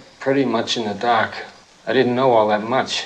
And you can easily see why there's that feeling of doubt. Going back though, there is a little clue Fredo knew, which is confirmed by the fact that the bedroom drapes are open. This would allow the assassins to see into the room and make it so that they had a cleaner hit. Knowing these drapes would have to be open meant that he knew there would be a hit, because why else would people need that to happen? Fredo would be one of the only people who'd know the layout of the house, and it also wouldn't be suspicious if he was in the bedroom. Though we never get it fully confirmed, he'd know Michael would sleep there, and he's the only person who would know the inner family plans. Later on, he also clearly warned Johnny Ola about the hit on Hyman Roth, showing that he was indeed working against the family. Now Playing discussed the movie on a podcast, and they brought up why they think Fredo denied it. They said that if you do something bad, you can often lie to yourself and be like, well, I didn't know things were going to go that way. They saw Fredo as lying to himself and being like, well, I knew they'd do something, but didn't think he would die. He's clearly in close contact with the person behind it though, as around the midpoint of the movie, we even see him getting a phone call. Fortunately for Michael though, the drapes being open, that's the exact thing that ends up saving his life. Had he not wanted to close them, he wouldn't have spotted the assassins and then managed to get out of the way. There's so much stuff to go over and so many cool details, and for the next part of the video, I want to go through the movie scene by scene. Now we begin with a scene that beautifully mirrors the ending. We get a close-up of Michael contemplating things before his ring's then kissed as a sign of respect. This clearly plays off the end of the first film, but this time we're seeing things from inside the room. Cutting to a chair for the title sequence, these often show positions of power throughout the entire series. Michael can often be caught sitting and then pondering, showing how lonely life is on the throne. From here we flash back to 1901 and return to a location from that very first film. That is the town of Corleone, Sicily, where we meet a young Vito. Here we learn about his family history and also the murder of his father. He disrespected the Don at the time and was murdered, leaving his brother to go and get revenge. Revenge is a theme that's laced throughout the film, with it showing what the cost of going after it can bring. There's that old saying along the lines of, if you go on a quest for revenge, then dig 2 graves. It basically means that you're always going to lose yourself, which we see reflected in Michael at the end. Now we learn Vito's brother fled into the hills and he's killed as the funeral procession happens. He swore to get revenge on the Don, but his efforts were cut short. Vito's mother dies trying to kill a Don, and this revenge is also seen in the rest of the family. Michael gets revenge by killing his brother, and in the end it leaves him with nothing. The only person seems to work for is Vito and the Don, but we see how this has a butterfly effect for the rest of the family. So it's a very poignant way to open the movie, and we follow his mother going to the Don begging. Pretending that Vito is a dumb-witted mute, she hopes he'll spare the child. However, he's scared that he'll grow up and come back, but the actions here ensure that that happens. It's very biblical and clearly based on myths, with Vito being snuck out of Corleone to come back years later. It's akin to tales like Moses Psychosis and Perseus, where the child escapes and comes back down the line. When he returns, they do some really clever stuff with the set, as in the wide shots we can see a giant cacti. If you go back to the start of the movie, you'll notice it was much smaller when he was a kid. Anyways, the forces search for Vito. We see as he's smuggled out of Corleone. We get a shot of the square as he's taken out, with this square being the same one from Part 1. There Michael was fleeing Corleone to escape assassination, whereas Vito's leaving it for the same reason. Cutting to America, we see the Statue of Liberty, which is obviously a monument of the quintessential scene for arriving in New York. We see a ship is named the Moshulu, which translates to mean fearless. I think it's pronounced that way. It's probably not. You've corrected me already, I know you have. When he's inspected, an X is put upon him, and Frank Rizzo on Reddit broke down what all of these codes meant. An X high up at the front side of the right shoulder meant that the person had mental defects. An X further down on the right shoulder meant disease or deformity. An X within a circle means some definite disease, which is what Vito gets, and this is why he's quarantined. Carrying smallpox, he's forced to go into a cell until the disease passes. Other ones such as B meant back problems, with H meaning heart problems, and PG meaning pregnancy. Arriving in the country with nothing, this is your quintessential immigrant story, and we see as he goes from rags into riches. We then get what I think's an outstanding shot and can catch Vito looking at the Statue of Liberty. However, he's viewing it from behind bars, showing that the true idea of the American dream is always going to be away from him. This is something that plays throughout his life, with Vito even starting off as trying to be an upstanding citizen. Being behind bars, of course, represents being a criminal, and Vito becomes an outstanding one in the country. So we have the shot of the Statue of Liberty, surmising wealth and opportunity, but the only way he can achieve it is through doing nefarious things. This is something later brought up by Michael to the senator, who says they're all part of the same corrupt organization. It builds off the back of the first film, in which he too told Kay that she was naive for thinking senators didn't have people killed. Senators and presidents don't have men killed.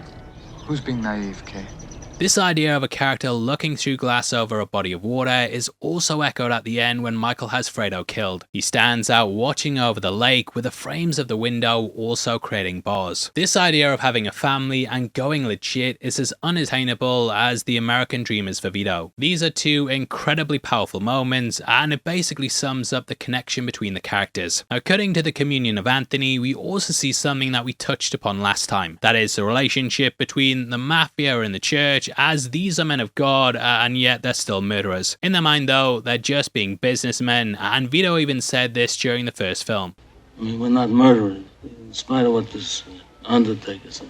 Now, this idea of mirroring's carried on in the next scene, where we see cars parked up outside the gates, akin to how the cars were at the wedding in the first film. We also have a big party scene, but whereas there the Don was agreeing to requests, here Michael is shutting them down and just saying no. This idea of a dark reflection is also highlighted when we see Connie. There she was getting married, but here she's divorcing her second husband and is getting taken for all she's got by a gold digger. She doesn't see her kids, is 1 week late at the party, and is clearly acting like a rebellious teen and lashing out at Michael. She's doing whatever she can to stand up to him because she still hasn't forgiven him for what happened to Carlo. However, what she doesn't want to give up is the allowance, and she knows that she needs Michael to help fund her lifestyle. So she acts rebellious in whatever way she can, which for her means going off with this guy on a cruise. There were deleted scenes that were not filmed of her on this trip, and she'd eventually learn that Michael had cut off her money. She was embarrassed, and the guy ended up leaving her, with her having to go back to Michael with her tail between her legs. From here we're also introduced to Senator Pat Greery, and also see him with his wife, which kind of plays into things later on. He was closely based on Senator Pat McCarran, who was known for his crackdown on gangsters. The main Las Vegas airport also carries his name, and here he's potentially out for revenge on Mo Green. There are also theories that he was based on JFK, who was a senator before becoming the president. There's a copy of Kennedy's book Profiles in Charge, which can be seen in Michael's office following this moment. In the original script, Hagen was going to gain his support by helping to pay off his very expensive gambling debts. Here though, it's far more nefarious, with him waking up with more than a dead horse in his bed. He has a prostitute beside him, and I was wondering if this was a dead horse the first time, but then dead horse the second time. It's a bit embarrassing even giving you that theory, but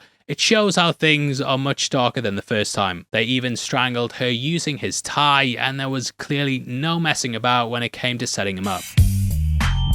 Now, in the first film, Vito wanted Michael to be a senator, as this would be a person that could really pull the strings. But when it was your time, that the Jew would be the one to hold the strings. shows that senators were seen as the ones in charge, which I think is why Michael's so adamant to stand up to him. He's trying to extort him, and he admits that he's squeezing him. He says he despises all the way that they pose themselves and the dishonesty that his entire family carries. The senator can't see the faults in his own, and even though he's taking bribes and cheating on his wife, he's holier than thou. Guy is happy to even go to the parties and put on a show, but in the back we see he's just as dirty. I love the way he points a model cannon at Michael, and it foreshadows the danger that the Don's gonna be in. Outside we also see Frank meeting Fredo, with the two being suspected of being rats. A little nod to this is given when he conducts the band and they play Pop Goes the Weasel. Frank ends up being a weasel, and his death could be seen as him being popped. He mentions Clemenza's death, which we learn was seemingly down to a heart attack. Richard S. Castellano played him in the first film, with a younger version being here in flashbacks. Originally the Frank part was going to be Clemenza, with it being him who was going to testify against the family. Castellano apparently wanted a much larger salary though, and to be able to rewrite his lines. So they swapped him around for Michael Vigazzo, who actually got an Oscar nomination for the role. Now whether this happened or not has been disputed, with several people saying Castellano refused to gain the £50 Coppola wanted for the part. This is all on IMDb trivia, with lots of accounts saying what happened. Apparently the weight refusal was down to health reasons, with him having lost weight since that first film. So Coppola apparently created another character rather than dealing with the thing Clemenza, but like I said, we get a younger version. Played by Bruno Kirby, he ended up donning a fat suit for his final scene to show the character's weight gain. At this point we also meet Johnny Ola and Rocco, with the latter of these playing with an orange. In our first breakdown we discussed how orange was thought to foreshadow death, with the colour appearing right before somebody died. That was eventually debunked though, with them saying that they used them to brighten up the dark scenes. However, I wonder if it was purposely put in here as a reaction to that, and either way I still think it's worth discussing. Rocco brings one in before they try and kill Michael, which could reflect how his dad bought oranges before the attempt on his life. Don Fanucci eats one before being killed, and Vito buys one before carrying it out. Lastly, Michael eats one when he's planning on killing Roth, and outside we see a fire blazing brightly orange, which is when the plan starts to go down a bit of a reach that. Fredo ends up pulling his wife off another dude, and she says that she did it because that's a real man. You're just jealous because he's a real man. He even has to get someone else to handle her. And again, it adds into his insecurities and why he feels worthless. Now inside, Frankie finally gets to talk to Michael, and they bring up what's happened with Clemenza. Promising the Risotto brothers 3 territories, this has led to a conflict between them and Frankie. Frankie took them over, and now they want what they were told, leading to a gang war between the two sides. The Risottos and Frankie are all based on real life figures, with the garroting being a real life event. That was between the Gallo brothers and the Profassis, though similar things happen to what goes down in the movie. Luring Larry Gallo to a bar for a sit-down, the Profassis attempted to garrote him. However, just like the movie, a policeman wandered in and caught the crime, which destroyed the assassination attempt. Michael refuses to kill the Risottos because they're under the protection of Hyman Roth. He wants to keep things business and not burst a Hyman. Michael has it all on his shoulders, and that was very much the case with Al Pacino too. For the first film, he was paid just 35 grand and didn't really get pushed much in the marketing. Here though, he's making $500,000 along with getting a cut of the gross. He was promised a number of things as well, and told that he'd get some creative input on the script. Pacino was promised he'd get to do a Brando and wear old age makeup to play an older version. This sort of is touched upon in that final shot, with that taking place further down the line than what happens in most of the movie.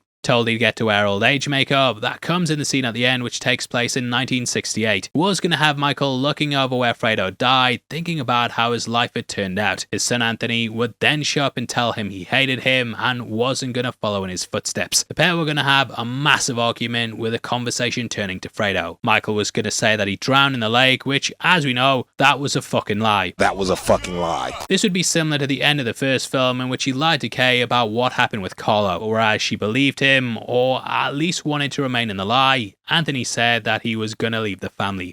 What? You're not my dad! This would be the final nail in the coffin for the character, with him losing it all in the end. I think that would have been an amazing way to end it, but unfortunately they cut it from the film. I think there was a real reluctance on Coppola's part, and initially he didn't want to do the movie. That was shared by Brando as well, who immediately rejected returning, even for a minor role at the end. During his Oscar win, Sashi and Littlefeather had collected it, which caused a lot of controversy at the time. She delivered a speech about the mistreatment of Native Americans, which kicked up a storm that year at the awards. Paramount had came out and distanced themselves publicly, which is something that really annoyed Brando. Coppola also thought a sequel was stupid, and at the time, they were seen as inferior. Now Playing pointed out that this was the first film ever to get a part 2 to it, with numbers rarely being added onto titles. Normally you'd have things like Son of Kong, and even stuff like the Dollars trilogy doesn't have numerals. So Coppola didn't want to do it, and he eventually put forward a little known director at the time. That was none other than Martin Scorsese, who was just coming off the back of Mean Streets. He didn't want to do it though, and felt like it was too much pressure, which is also something that De Niro shared as well. Now Playing brought up how both of them were unknown, with The Godfather being the biggest movie of all time. Though we think of Scorsese and De Niro as legends, at the time the pair hadn't made their names yet. Now Playing pointed out that De Niro was basically taking the part away from the biggest actor in the world who just won the Oscar in that year's Best Picture. So lots of pressure, but Coppola came back because he's the kind of guy who wants to rise to a challenge. He wanted to prove he could not only make a good sequel, but along with that, also make a good prequel. Now Playing also stated he felt like people left with the wrong message with Part 1 after a screening that rubbed him the wrong way. He said he saw people cheering when the door slammed in Kay's face, and that they'd seen life in the mafia as being something glamorous. Nowadays, it's kind of a cliche to have the fall of a mafioso character within a movie, but just viewed on its own, that movie doesn't fully do it. So he wanted to tear down all the glory, and as a thanks for returning, he was given full creative control. That came with twice the budget of the first one, and you can see a lot of that creative control because half the movie's in Sicilian. Now Coppola was known for being experimental, with that first cut apparently being a nightmare. Test screenings said there were constant cuts back and forth between the past and present, with some outlets labeling it a disaster. Apparently George Lucas told him he couldn't make a prequel and a sequel, and that he had to dump one of the movies. They shot so much it was 6.5 hours, meaning that he could have had 2 movies if he wanted. These longer legacy cuts can be watched as one thing, and there's even chronological versions of the movie available. Still though, I think Coppola pulls it off, again painting out the story of The Godfather. Again, that title really makes you question whether it's about Vito or Michael. Both get their moment to shine, and yeah, it adds so much to both characters. Now as the party starts to wind down, we see Michael and Kay dancing. The pair are having another baby, which Kay wants to be the next chapter of their life. However, she still has reservations with him breaking his promise. In 5 years, the Corleone family will be completely legitimate. That was 7 years ago.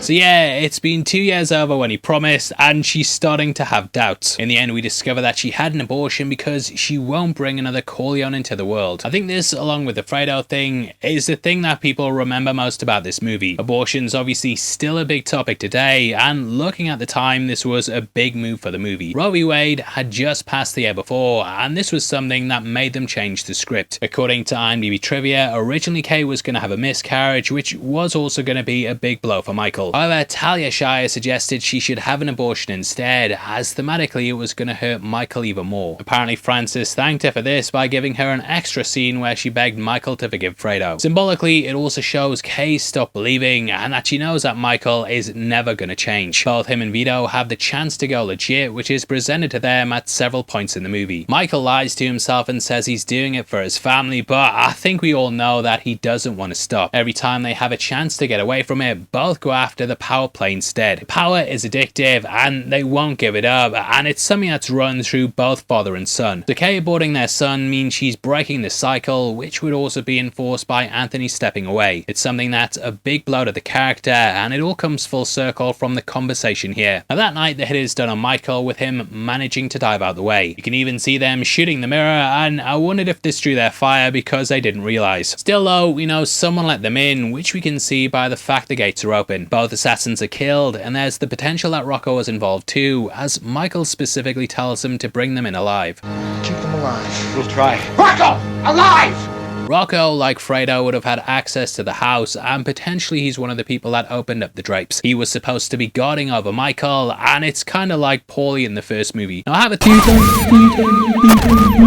Rocco knew his days were numbered, and in the end, this is why he's the one who kills Roth. He's the one who suggests doing this, and it comes right as Michael lets Hagen go. He finds out he's got another offer and fires him, which seems like Michael may be the bad guy here. You have to wonder though, why he's getting rid of people he trusts, and I think that shows what the strategy is. He's keeping his enemies closer and planning to send people away while the trusted ones are out of harm's way. That's why he lets Fredo stay at home, whereas Hagen sent all the way to Vegas. Rocco may have realized that his time's up, and that could be why he volunteers to kill Roth. We hear how difficult this job's gonna be when Hagen talks about it being an impossible mission. A mission impossible, if you will. Mike, that's impossible. It would be like trying to kill the president. There's no way we can get to him. Rocco knows it's a one-way trip, and yet he still does it, even though he's a top guy. As Hagen says, Roth will be dead in 6 months anyway, and I don't know why they didn't wait it out. I believe though that he feels he dishonored the family and sees this as doing right by Michael. This is something that's shared by Frankie, who too takes an honourable death even though he's in prison. There also might be the fear of what could happen to Rocco's family, and this may be the only way to keep them safe. Now, Hagen going to Vegas was something we were originally going to explore, with us getting scenes of him manhandling casino heads. He was also going to have an affair with Sonny's widow, but all of these scenes were cut out of the movie. The book also explains that Michael was jealous of Tom's influence over his father, with this being a factor as to why he shut him out. After the assassination attempt, we then cut to Michael tucking in his son, and then get a mirror of this happening with Vito. Michael says he's gonna go away, and Anthony asks him if he can help him. We have the father's influence seeping into the son, but Anthony in the end was gonna go a different way. Still though, it's 1917 in New York City. Well, we're not in New York City. Which is quite a big time jump. Originally, we were going to get more of his backstory and see his lowly life in New York. He was going to help build a subway, and we'd also have scenes of him dating Camilla. They was going to nearly sign up to fight in World War I, but he ended up going against this. This in a way is an opposite to Michael, who of course ended up signing up for World War II. We see the makings of this in that dinner scene at the end, which we'll talk about later on in the video. Anyway, the idea of the Statue of Liberty being a beacon of transformation is shown in the next scene when Vito goes to a show. Don Fanucci ends up standing up in front of it, and again it shows how crime stands in the shadow of the monument. Fanucci was based on Ignazio Lupo, who was known as Lupo the Wolf. Labeled the Black Hand, this was actually an extortion method used at the time. And the play itself is a little Easter egg from Coppola, with it being written by his grandfather Francisco. This was a big hit in 1903, with him adding it in as a tribute to his pops. Now Vito's mate is there to just show off his girl, but we see backstage with the Don how he's not willing to stand up for her. Holding her hostage for money, we see as he backs away, while Vito stands there fascinated by him. Also, this guy's played by Frank Savaro, who I'm sure you'll know from lots of other gangster films. He actually stood in the crowd when Sonny beat up Carlo in Part 1, so yeah, you ruined it, Coppola. You broke the continuity. Anyway, the character's called Jenko, which is what Vito later calls his olive oil company. That night, Clemenza throws him a bag of guns, and he goes back and forth over whether he should look after them. It's sort of a moral quandary that we can all ask ourselves, and I honestly don't know whether I would do it. On one hand, it could send him to jail, but snitches get stitches and end up in ditches. He also ends up making friends, and this choice sends him down a certain path. This comes at the perfect time too, as the next day he gets fired from his job. Fanucci wants his nephew to work there, and thus Vito's gotta go. However, there's an extra side to this, as Fanucci wants him there so he can keep an eye on the register. He wants to know that he isn't getting ripped off, and thus he's putting an eyes and ear in every single department. Meeting Clemenza the next day, he's then embroiled in committing his first crime. This involves stealing a rug, which initially seems like a gift from the character. Clemenza plays along like he's breaking into a friend's, and it kind of shows the two sides of the mafia. They're going under the guise of friendship and kindness, but actually ripping people off. Clemenza almost even shoots a policeman, which, as we know, is a real no-no when it comes to attracting attention. Sonny is put on the rug, and then he starts to scream, which I felt is like, is this showing that he's a hothead?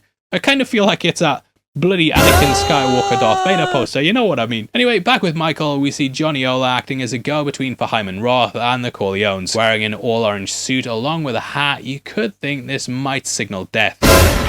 At this point, we meet Hyman watching American football. This was a real game against USC and Notre Dame, with the former beating the latter by 7 points. Not massively up on my sports, I'm not sports spoilers, so let me know below if this is wrong, but from what I gather, the pair are big rivals. So this could be adding to the scene of how this is played out like a game between two sides. Hyman was based off the mobster Meyer Lansky, who was a member of the Jewish mob. Roth's someone who, though close to the family, was a bit of an outcast because he wasn't Sicilian. Hyman's played by the legendary Gary Lee Strasberg, who was seen as a god in the acting world. Not only did he create the Actors Studio, but he was also seen as the father of method acting in America. Rubbing shoulders with people like Stanislavski, he's had a major influence in Hollywood ever since the beginning. He's someone who taught both De Niro and Pacino, with him having major performances on stage before becoming a teacher. This was his first film, which Pacino coaxed him into, and I kind of think that you can see the nerves. It's going to be something that destroyed his legacy, and he gives a quiet, reserved performance that makes him seem sweet. I do wonder though if that's all on purpose, with him basically being a cunning old man. Later on, Michael says, "He's been dying of the same heart attack for 20 years. Which could show how smart that he is. A lot of the criticisms I've seen about this movie say they don't know why Michael needed to kill him. This led to the death of Rocco, and they could have potentially just waited for him to die. However, the illness could be faked so that people don't think that he's worth killing. It's pointless risking murdering someone when you think they're gonna die, but I think Michael sees through this disguise. Strasberg did get a Best Supporting Actor nomination as well, so he definitely made his mark in his debut film. And Michael's playing a really clever game, and he tells Roth he thinks Frankie tried to kill him. He then tells Frankie that he thinks it was Roth, and this entire movie he's sniffing out the rat. Both Vito and Michael are going up against the big dons, and they both have competition who want power over them. Roth doesn't object to Frank being killed, and this shows that he might be happy that he takes the fall. Also, I know he's called Pentangeli, I just worry that I'm going to pronounce it, so I've been calling him Frank, but yeah, from here on out, we'll call him Pentangeli. Anyway, Frank travels back home, which we learn is where Vito used to live. Michael's waiting for him in the old study, which is where his dad carried out his business. It's clear that he dominates the room and even sits down in the chair like he still owns the place. It shows he still retains dominion over all, and even places he's left behind, he still has control of. Cutting to Fredo getting a call from Johnny Ola, he does say that he doesn't want to talk to him. I don't want to talk to you. Does make me wonder, like, maybe Fredo didn't know, because he does say that they lied to him. You guys lied to me. So, like, I don't know. Maybe he didn't know, but it's clear that he still wanted to screw over Michael. The only way to replace Michael would have been to get rid of him, so yeah, I still feel like he would have known deep down. Anyway, we then see them attempt to kill Frankie, which is when the officer ends up walking in. Given a lucky C-note, this happened in real life too, which was also seen as a sign of disrespect. Now, one thing that a lot of people are confused about is what exactly is going on here. To break it down to its most basic point, Michael wasn't behind it, to me at least. Throughout the movie, he says that he didn't order the hit, and judging by the way he questions the others, I certainly believe him. However, I think things weren't meant to go smoothly either, and Frankie was actually supposed to get away. This would then be something that makes him turn against Michael, and this is why the assassin says, Michael Corleone says hello. Michael isn't exactly the kind of guy to leave a calling card, and every other hit in every other film doesn't have his name attached. Hyman doesn't even know whether he killed Mo Green or not, and every single target gets a hit without warning. Obviously, I'd love to hear your thoughts on it below, as I think it's something you can really take either way. What it does do though is make Frankie turn snitch, but luckily for Michael, he gets some senators in his pocket. That scene with Pat happens, and we even see one of Michael's heavies standing in the bathroom door. Hagen gives him a nod like, come on mate, don't make it obvious, and yeah, I believe that this is all set up by him. Now, I have seen people argue that this wasn't done by Michael either, and that it just happened to be a stroke of good luck. Well, not for the girl anyway, but there are some suspicions that he knew he was a hypocrite who indulged in some seedy stuff. People like that are always easy to blackmail, so maybe they just waited for the right opportunity. Either way though, it gets him in their pockets, and we then see as Michael heads out to Cuba. Just rocking my holiday hat.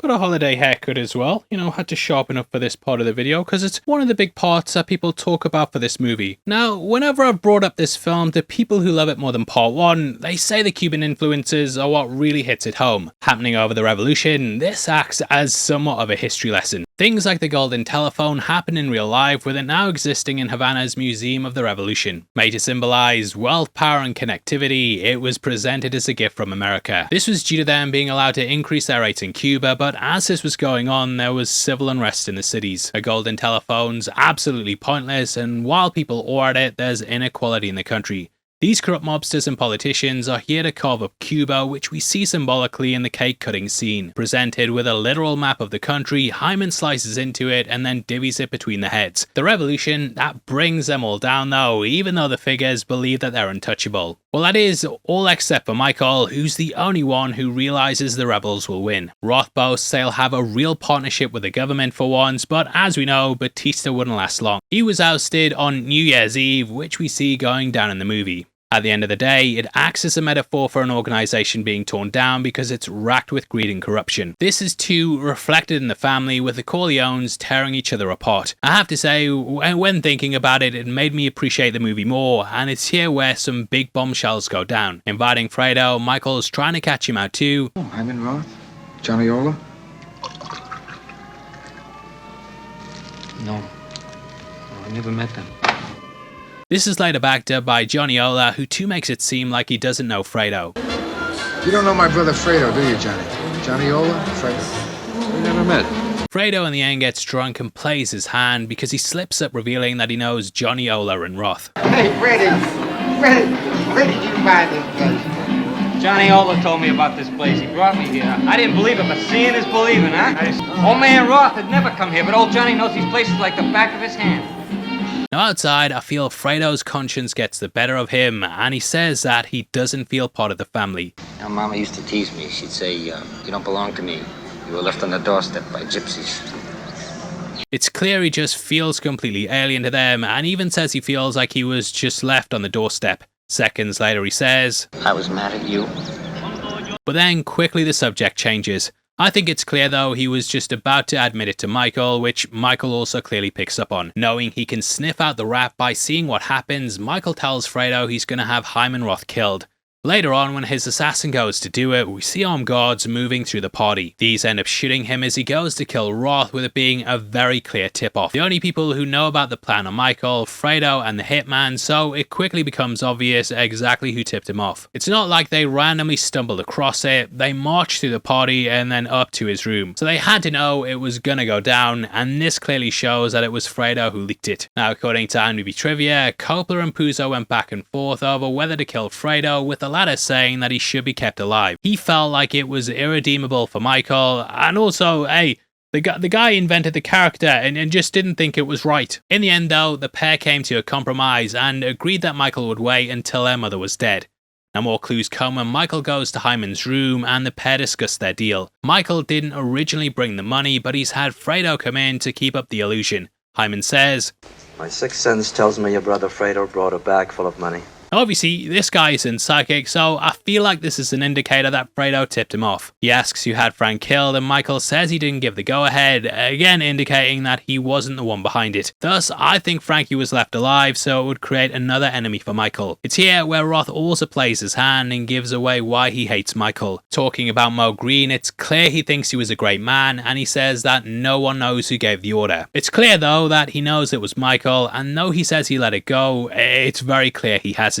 Mo Green was someone he looked up to, and he might have even seen him as a son. Mo was Jewish as well, so he may have found some kinship, but seeing him get killed showed they were just seen as outsiders. It's a great speech by Strasberg with a lot of subtext, and it starts to fill in the blanks about what's going on. At the club, we also see the senator coming in with his arms around two women, showing the hypocrisy that exists within the character. Fredo says the truth and the penny drops for Michael, which is when we see him give the all clear. Giving a nod to his bodyguard, he then goes and kills Ola before them making the play later on with Roth. The character was never given a name in the movie, with him simply being listed as Michael's bodyguard. However, the script reveals he's called Becerra, but I kinda like that we never hear his name. He's a mysterious figure who wears all black, and he's kind of like the personification of death. He moves silently and carries out orders without question, and I don't even think he has any lines in the film. Now, seeing the guards march through the party makes Michael realize Fredo tipped them off, and this is when he tells them, I know it was you, Fredo.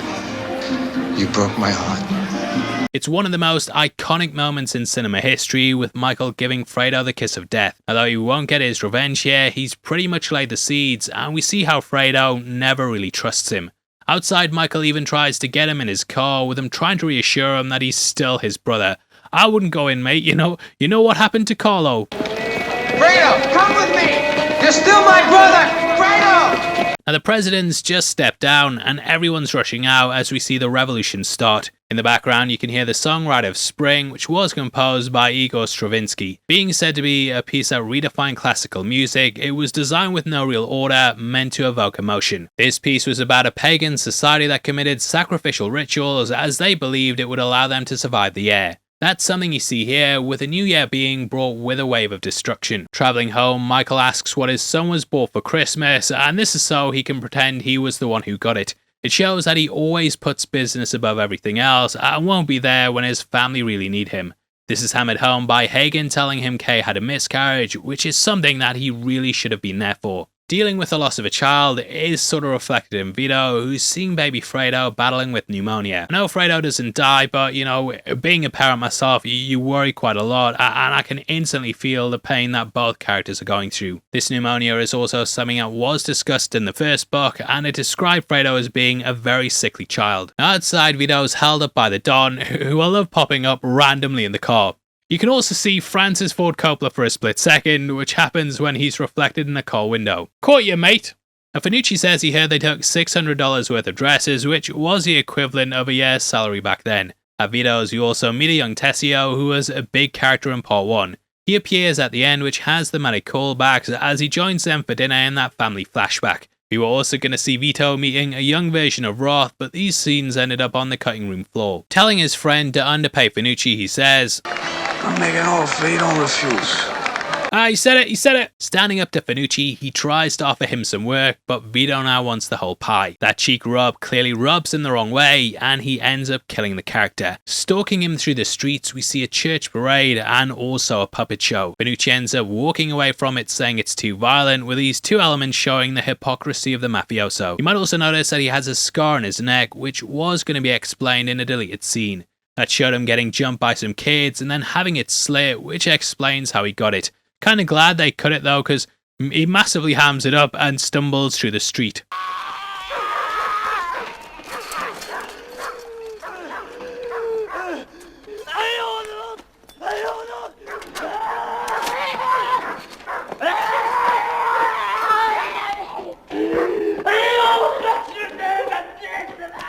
His death scene as well, it has him just standing in a doorway shaking for 30 seconds.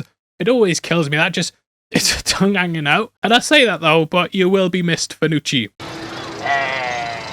Robert De Niro was actually the one who suggested wrapping the gun in a towel because it would work as a makeshift silencer. That earlier scene would also show he didn't have any muscle, and thus moves like this could be pulled off without retribution. Dismantling the gun and then sitting back down with his family, he tells baby Michael that he loves him very much. Now at this point we get the intermission, which closes out this half of the movie. At this point we see Michael return home, and on his gate we can see a sign for ADT. ADT is the security firm that's now looking after the home. Normally, Mike could have members of the team doing it, but getting outsiders shows the lack of trust in the family.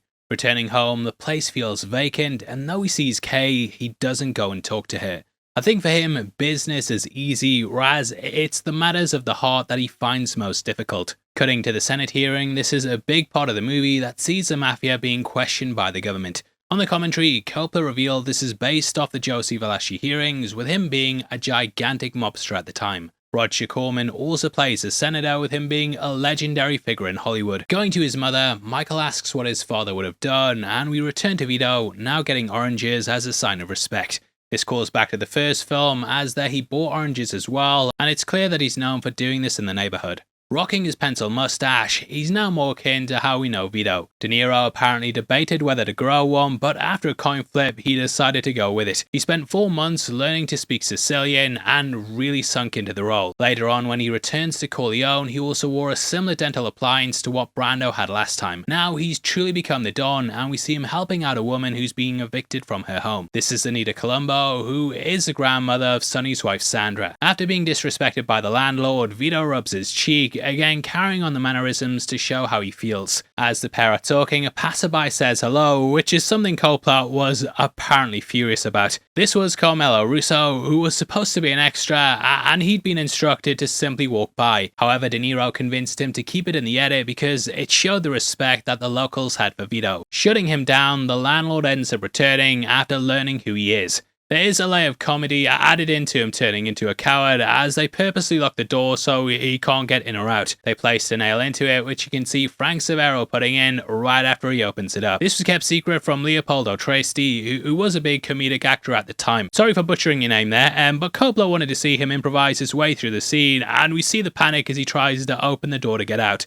That, and then Then the chair bit where he sits down and asks if he can sit, it adds so much into the performance going on here. The Genco sign is then raised, and this scene cements what's going to happen to build his empire. Cutting to Michael at the Senate, we see as Pat says some of his best friends are Italian Americans. It's a far cry from what he said at the start, and shows how those in power can be turned. However, he leaves before Michael's testimony, showing how he constantly fears being associated with the Corleones. He's got the power to distance himself though, which is something Fredo doesn't have the luxury of. Michael confronts him, and we then get an incredible scene played out by Exile. I brought this up in our last breakdown, but all 5 films he starred in before his death, they ended up getting nominated for Best Picture. The guy really knocks it home with his performance, and you kind of just feel sorry for him, and he's painted out as a pathetic part of the family. In the end, he even failed in betrayal, and Michael telling him he's nothing is completely gut-wrenching.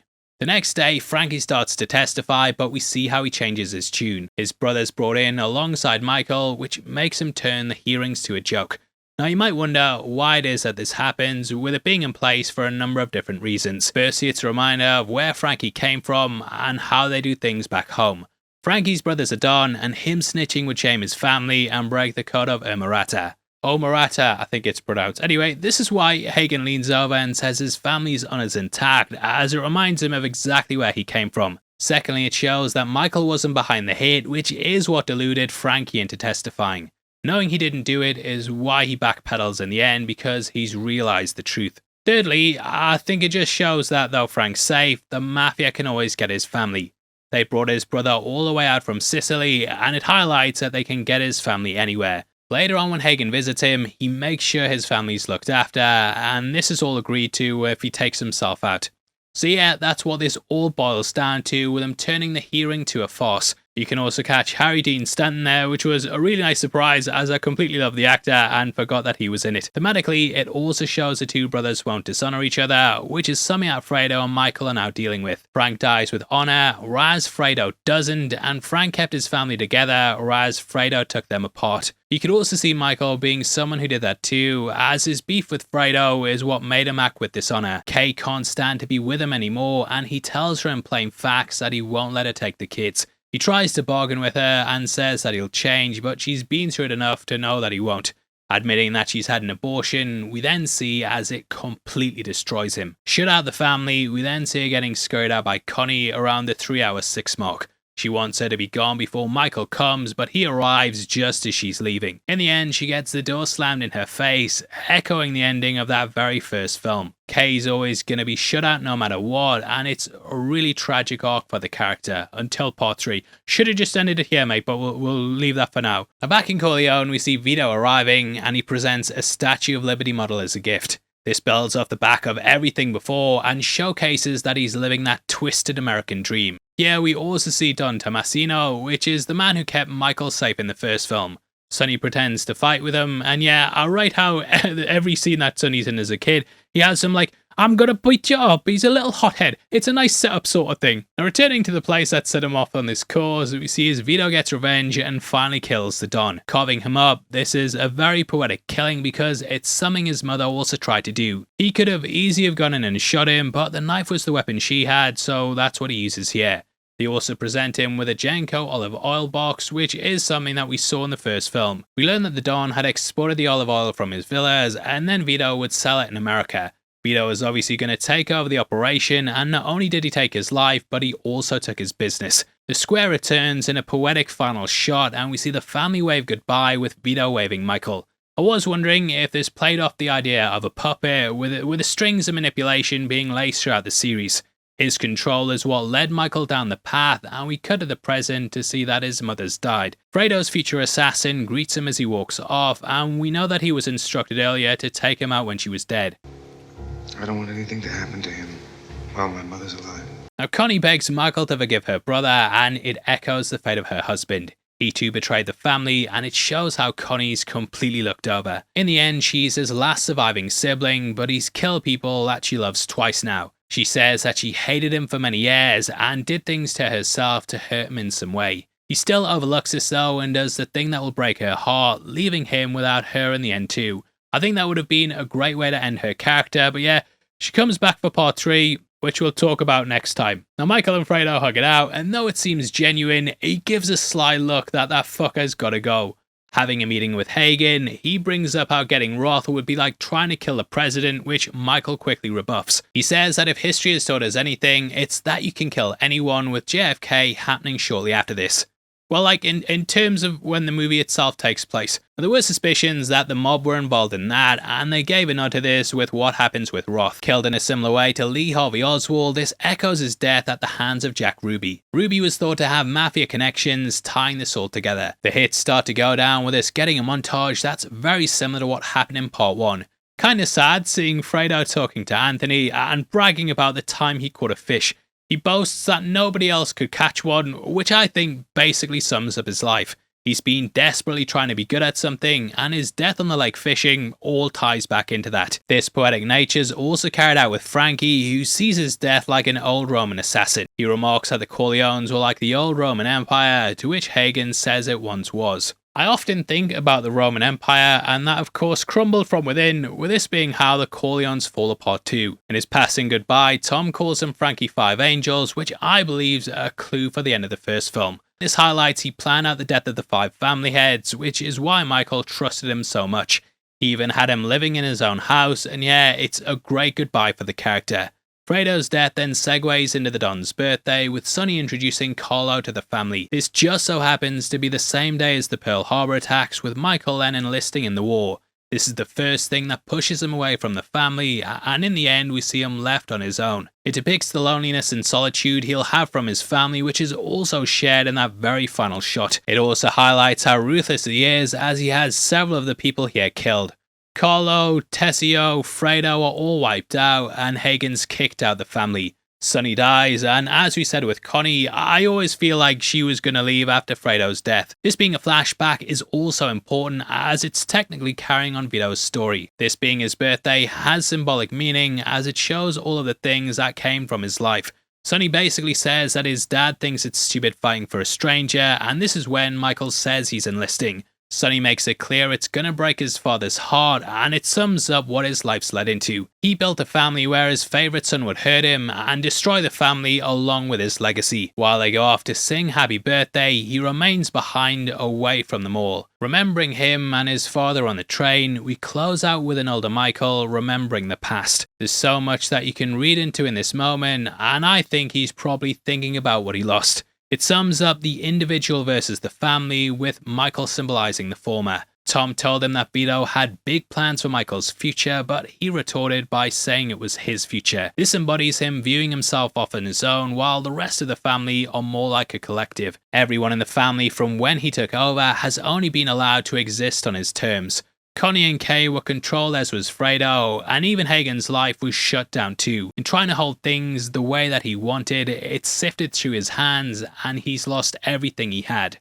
Vito did it for the good of the family, whereas I feel with Michael that he did it for himself. Now it is clear that Michael regrets being alone, which we can actually see by a little detail on his hand.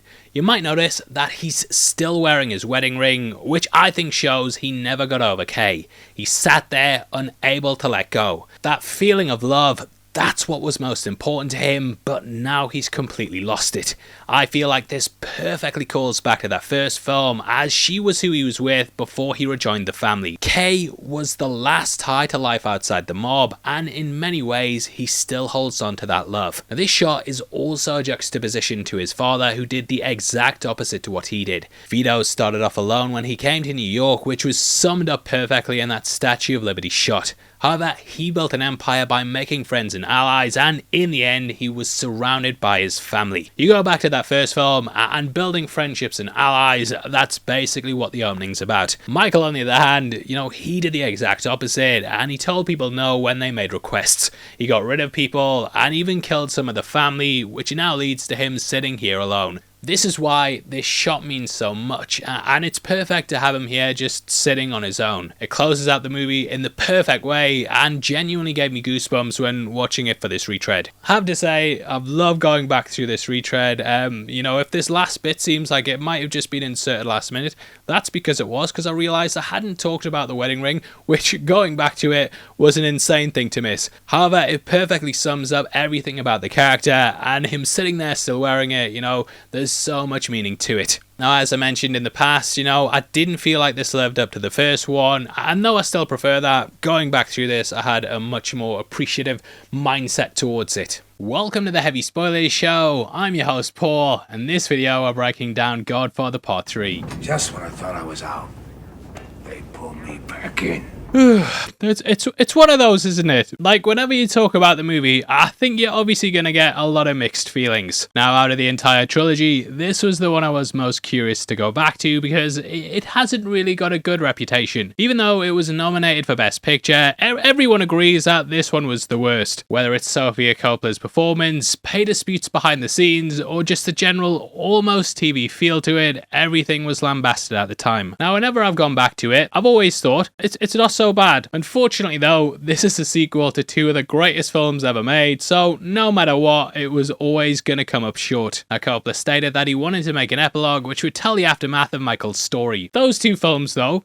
well done, handled it perfectly, and thus many felt this was an unnecessary sequel. However, since its release, I do think that the movie's gained a fan base. Coppola also recently re-edited the film, and that's a major aspect of what I want to talk about. Now, there's actually 3 versions of the film, all clocking in at almost 3 hours. So yay! I had to watch 9 hours of a movie that I didn't really enjoy that much. Thank you, Francis. The thumbs up's right there. The final version is titled The Godfather Part III Coda, The Death of Michael Corleone, and I think it's probably the best version of the film. In this video though, we're going to be going through them all and talking about all the differences. We'll also be discussing the nightmare it was behind the scenes and all the hidden details that I think you might have missed. Now, depending on what version of the movie you watch, you're going to get a different beginning. As I said, there's 3 versions of the film, and the one you've probably seen is most likely the second cut. Why? Well, you see, kids, the film was released in 1990, and in 1991 it got a VHS release. This was advertised as the final director's cut, and it had 9 minutes added to the movie. This was all people could get their hands on until 30 years later when the theatrical cut was released on the 4K Blu-ray. That's in the same package as Coda, but you can kind of tell Coppola doesn't want you to watch it. It's buried deep in the special features, and you have to select it from there. Always love you.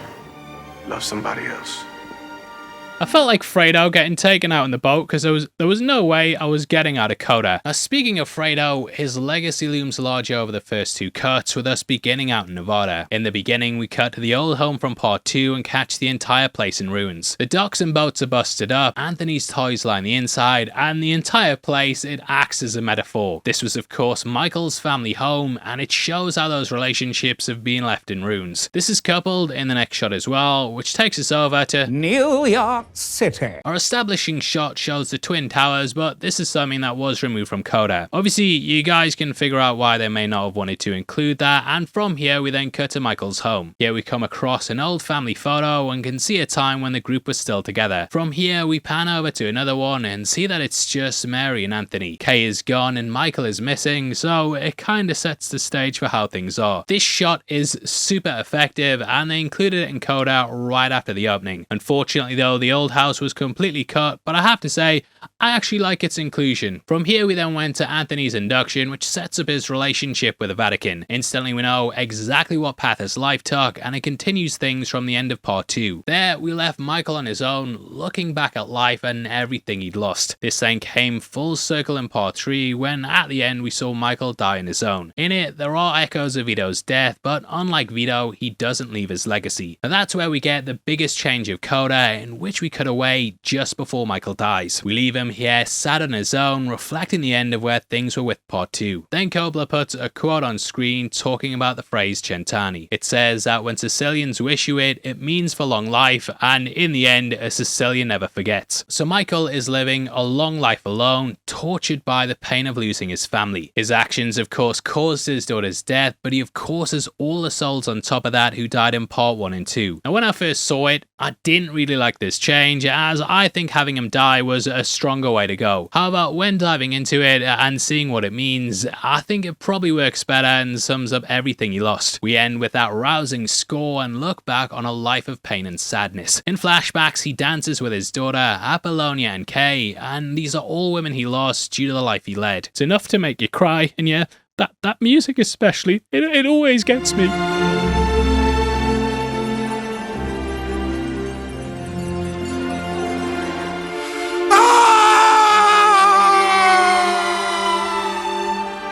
Real tears there, mate, real tears. And due to its closeness to the ending of Part 2, many people have said that this ending is redundant. To be fair, it's pretty much just a copy of that, and we didn't really leave him any further character-wise. This is the quote-unquote death of Michael Corleone, which in itself ties back to Part 2. That was the original title Puzo had for his script, with Coppola wanting to honour that original vision. It still kind of leaves things a bit open-ended though, and hey, maybe he met someone who brought him joy. I think having his death, it adds some finality, and lets us know in the end that the character had nothing. Still though, I think both work, and it's a sort of pick your poison. It's the Schrodinger's Corleone, where on the very same Blu-ray, he lives in a state of being both alive and dead. Anyway, that's the end of the video.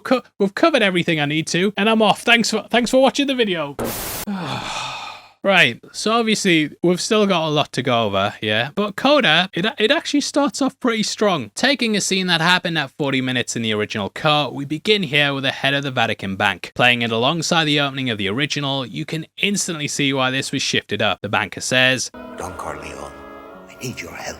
With it clearly being based off The Undertaker. We have the shot set up the same and a slow zoom out from the character's face. We then pull out to see the Godfather's shoulder, and yeah, it's sort of like poetry they rhyme. I do like that we open this way, and though I'm missing Nevada, it's a strong way to start. The Vatican are in a desperate situation with them having accumulated a gigantic deficit. It's now 20 years since we left Michael behind, and we join him here at the age of 59. Aged a lot, but we learn he's been donating to a lot of charitable causes. They say there's a correlation between guilt and generosity, with Michael trying to balance out his bad karma. Now I think with this movie, the character is really trying to do one of two things. He wants to get right with God and get right with the family, and finally make the Corleones legit. Offering $600 million, this will make him the biggest shareholder in Immobiliare. Now, this story had some truth to it as well, with nearly $800 million going missing from the bank. The guy behind it was known as Michele the Shock Sindona, who was an Italian banker and a convicted felon. At the time, the newly appointed Pope started to investigate it, and yeah, didn't go too well for him. Pope John Paul I was known as the Smiling Pope, and his reign just lasted 34 days. Now, his death is attributed to a heart attack, but there's lots of conspiracy theories. When he was anointed, he said his reign would be a short one, and lots of things were going on behind the scenes. The theories never died out, and there were suspicions that the mafia were involved. Now, why Coppola was interested in this was because Michele the Shock was a financier at Paramount. He put money towards making the first two Godfathers, which was a story that of course caught his attention. He thought suggesting there was mob involvement would be pretty controversial, but by 1990, nobody seemed to care. And what Michael is trying to do is basically sell all his casinos and outfits. He'll then get the shares, which will make the money liquid, and doing this, it'll get washed by the bank. The clean money will make the family legit, and Michael will be absolved of his sins. As he says, Michael and his family will be freed from their past, and it's the first time he might actually go legit. How about what this entire thing is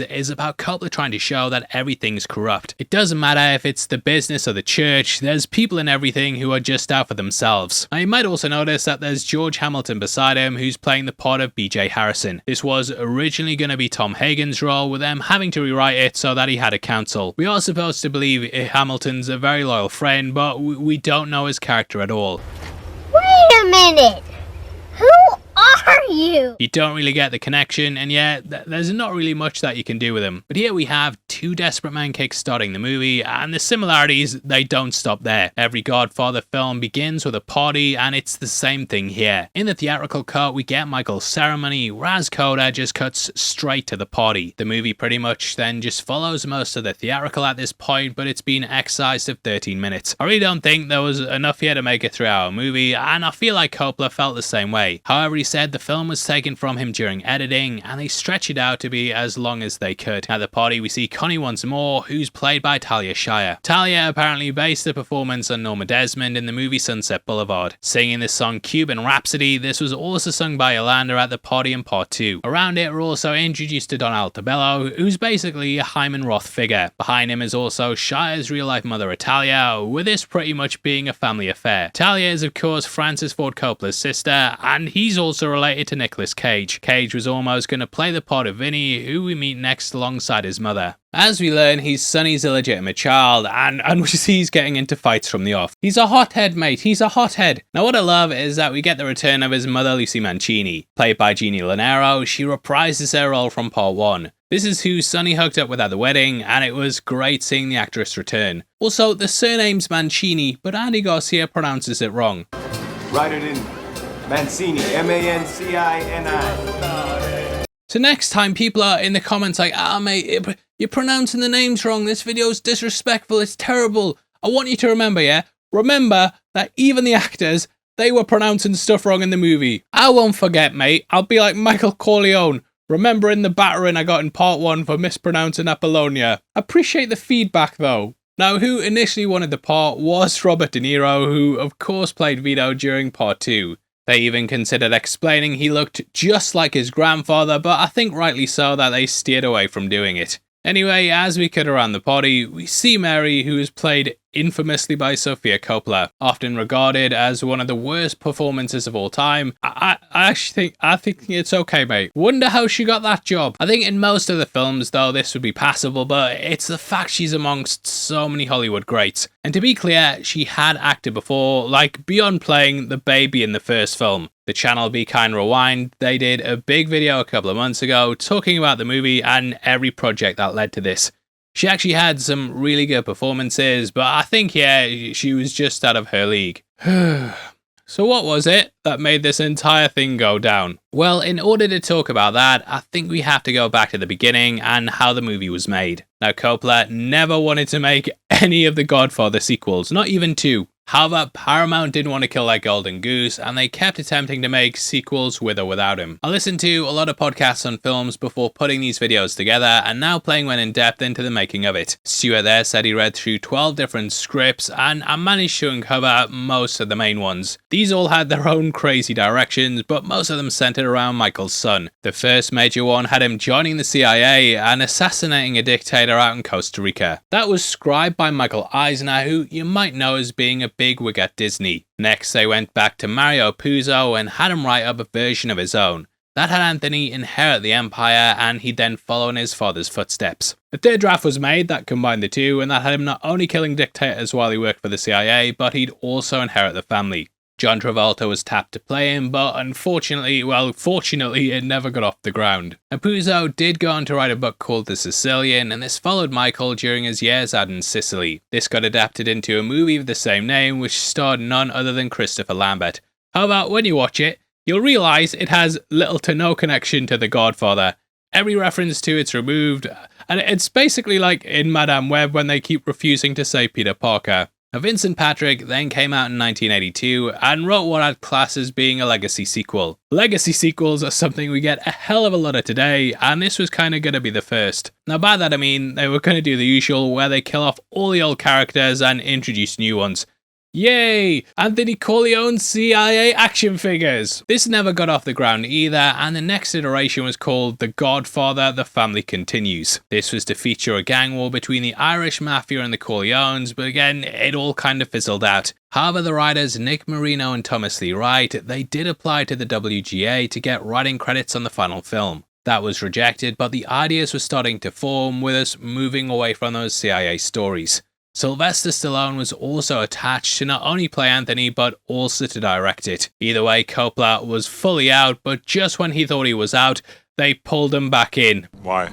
Well, Coppola, he's known for being independent and taking massive risks on making his movies. Most of them have been self-financed, and in a lot of cases, it tends to pay off. Apocalypse Now is a great example of this, and a breakdown of it on the channel right now. Megalopolis is a movie that, as of making this video, is still to be released, and there's been lots of things back and forth on its production behind the scenes.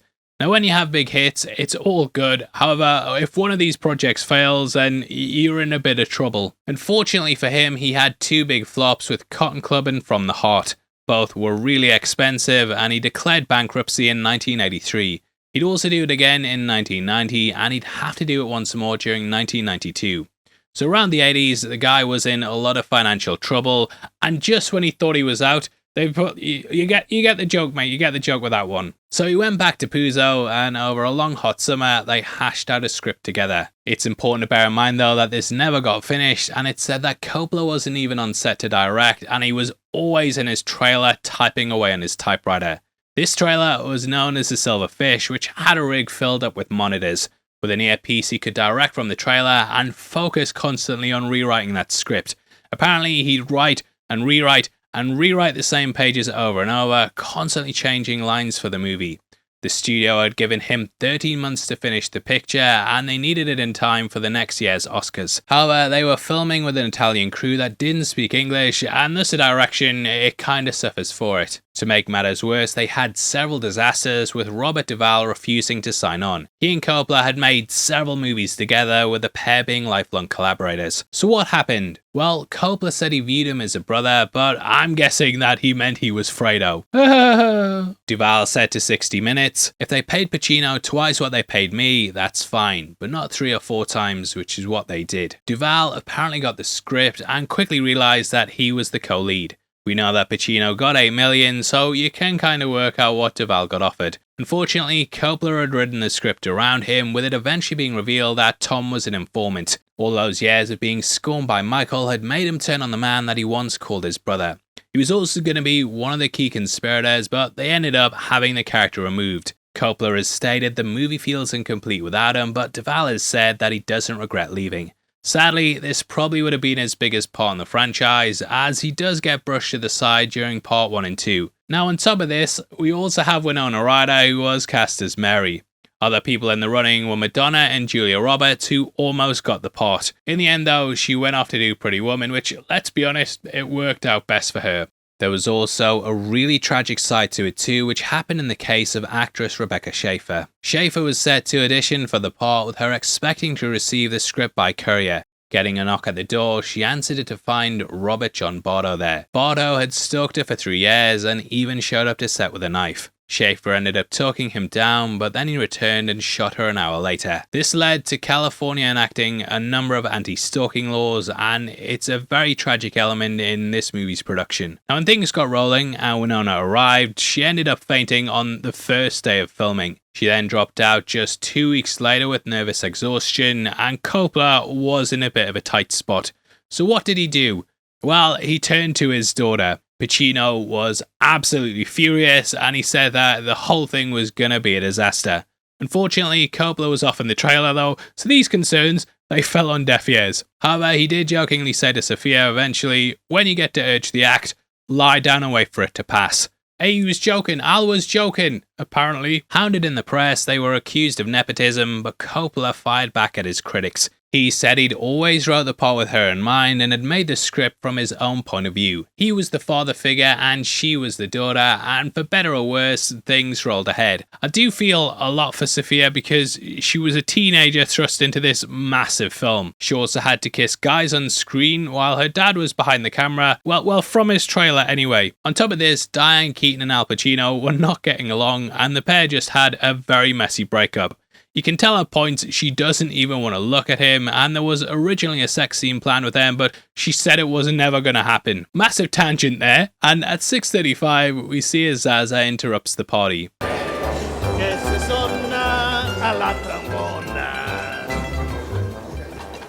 Played by Joe Mantegna, you might recognise him from voicing Fat Tony in The Simpsons.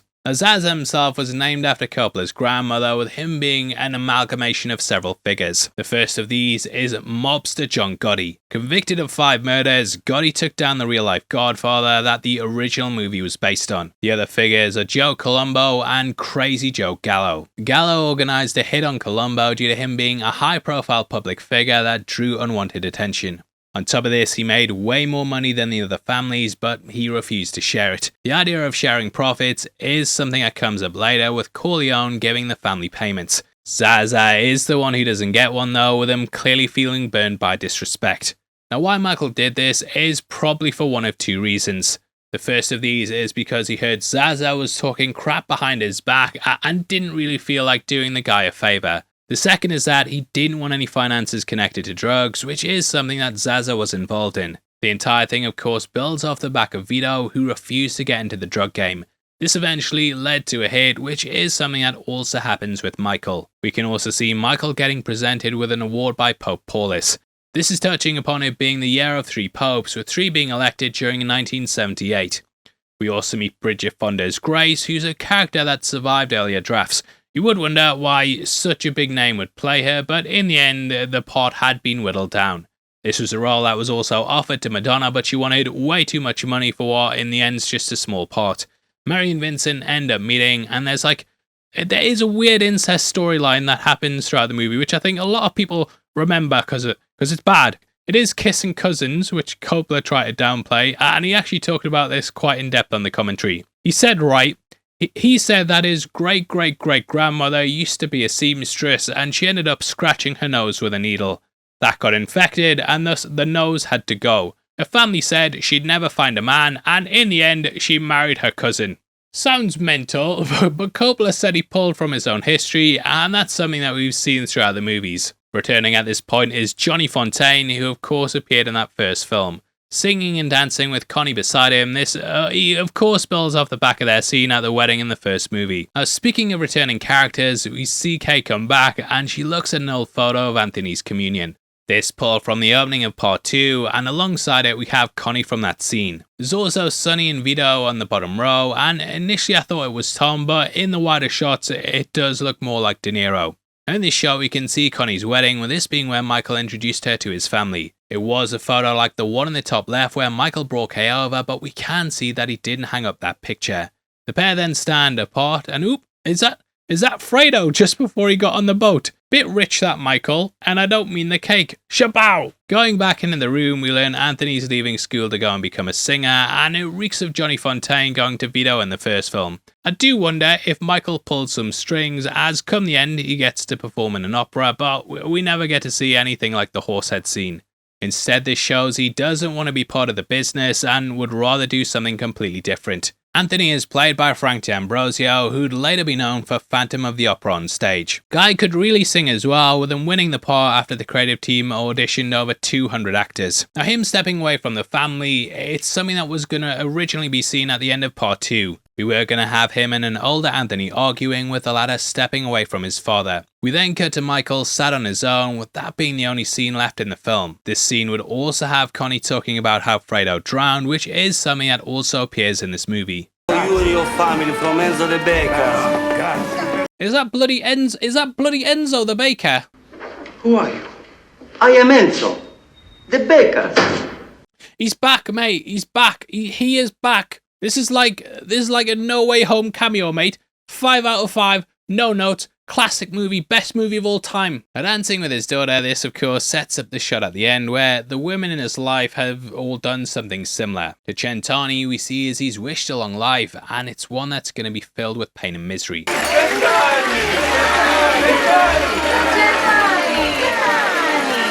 Now we cut over to Vinny's, where hit's carried out while he's shacked up with Grace. I love you, I love you. I love you too. Like, I swear they just met, because she even says, You got a cat?